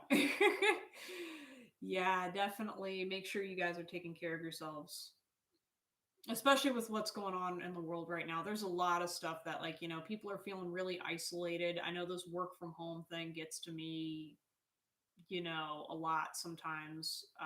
But, we're all going through it together, and, maybe we're all physically apart, but that doesn't mean we aren't emotionally. It's like, listen, I'm an intuitive. I can feel you people from a distance. So don't ever think that you're not connected to something higher and that you're alone. Because I can tell you you're not. You all got a bunch of dead people floating around you all the time, encouraging you, even though you can't hear them. And yeah. But if not dead people, spirit guides, whatever you believe in, I don't know, angels, it's a mess. It's every day I'm learning something new, and the world gets a little more interesting. But it's okay because I've got good friends and good wine, and that's all I need to get me through. Hmm. Absolutely. Mm, absolutely. Wow. I don't know. I felt like this was a very special live stream. I was gonna say because like I had quite a bit of activity tonight compared to the last couple of nights. I mean, usually I get a pretty good turnout, but like tonight was kind of crazy, and I was not expecting it. Mm. That's okay though. I just roll with it. I just ride and I roll. People do what people do, and I do what I do. So, yeah. God. Listen, today has been a hell of a day, and wow. And this has been one hell of a live stream too. Just everybody take care of yourselves, y'all. I mean, like, shit is fucked. And yeah, just make sure you guys are taking care of yourselves. Like, make sure you're drinking your water. If you guys have not drank water so far, make sure you drink some. Go get a snack if you haven't gotten a snack. Take a pee break. You know, um, make sure you're doing all that good stuff because we all got to stick in this together. Wow. Well, okay. So I want an hour past when I normally do, which that's okay. Because I don't mind, and definitely things got a little crazy here a little bit ago, but that's okay. But I think I'm gonna call it for the night. But once again, I appreciate you guys. Okay, no, someone in the void said no, they don't want me to go. Okay, okay. So how about this? Instead of, since I don't have any other requests in the chat, what I'm going to do is for everyone that's presently watching right now, I'm going to go ahead and do a collective group reading for all of us right now. And then I will call it quits for the night. How about that? Yay. Okay. So someone said yay. So, because y'all don't want to see me go. All right. So, okay. So let me pull some cards to see what does everybody currently watching right now or potential people rewatching in the future need to hear right now. Oh, oh, that's so cute. Okay, so the first message I got was you are all very loved so very much. And you guys need to know it because, you're worthy of receiving, you know, divine love from just the universe and the people around you, regardless of if you feel like no one loves you right now, that's definitely not true. And you need to understand that, the words I'm hearing specifically are we're all rooting for you. Oh my god, I'm gonna like cry. Okay, all right, what cards? Oh. Yeah, I don't care who you are. Everybody watching needs to hear it. Nothing else? Nope. Any other cards? Yeah, okay. I'm like all teary eyed. That was like so beautiful.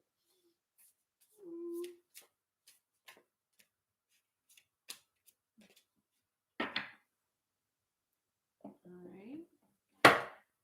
Just these two? That's it? Wow, okay. All right, just two cards. Oh my gosh. Wow. Mm,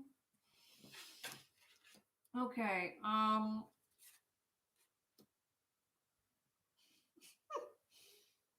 Very interesting. Okay. Sorry, my mascara is getting in my eyeball. So, because the tears. Okay. Okay. All right. All right. So the first card we got was Muse, but it was in reverse. And so we've got like this paintbrush going on here. Um, I'm hearing like, so everyone's watching right now currently. I'm hearing we're all a bunch of very creative people. And so what I'm being divinely guided to say is that we create our own reality. We are people that, regardless of what you believe your life looks like, you can create something different if that is not what, if what you have right now is not what you desire, which I feel like a majority of us are in a spot where there are things we want to manifest or to create, and we have that ability to do it. Like, it's this very kind of a visceral, strong feeling that, we have control over our life. We don't have control over other people's reactions to us, what we want other people to do. We can only create what comes from us, and using what we have to bring out. Like, I feel like this specific energy is about taking what's inside of all of us and bringing it out forward. Like, whether it be about creating a a new product? What the fuck? No. Okay, like, well, okay, all right.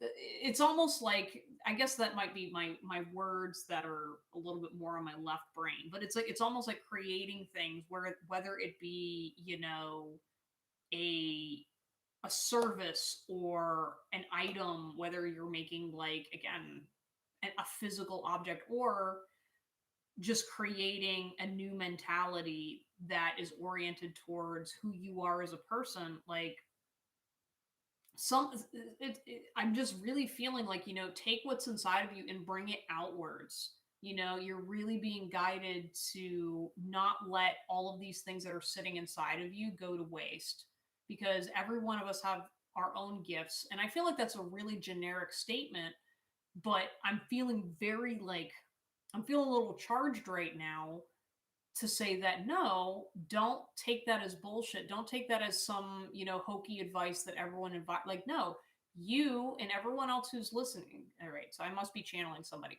But like, all of us have something that needs to come out and needs to be spoken, but it needs to be done right. And so we got to make sure that we are listening to ourselves and taking care of ourselves. So what we have needs to be put out there. Don't ever think that your opinion or your thoughts or whatever doesn't create something when you do it. Now, granted, you should be coming from a place that, again, is from a healed heart space, but at the end of the day, you know what, none of us are perfect.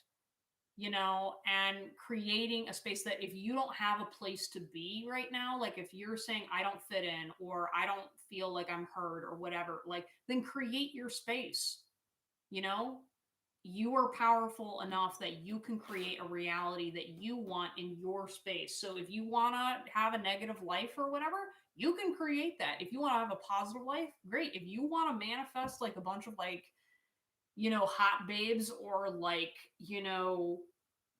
a hot dude to come and whatever, like, create your reality, make your reality, so that way you can get what you are looking for, but it has to come within your reality. You can't be unrealistic, because then it doesn't work. That's not creating reality. That's just fantasizing and then wanting your fantasy to be manifested. No, this is talking about saying, this is what you have, and with what you have, go fucking get it. Go bring it out. Like, don't let it sit inside. Like, if you're passionate about something, don't let it sit inside of you. Go do it.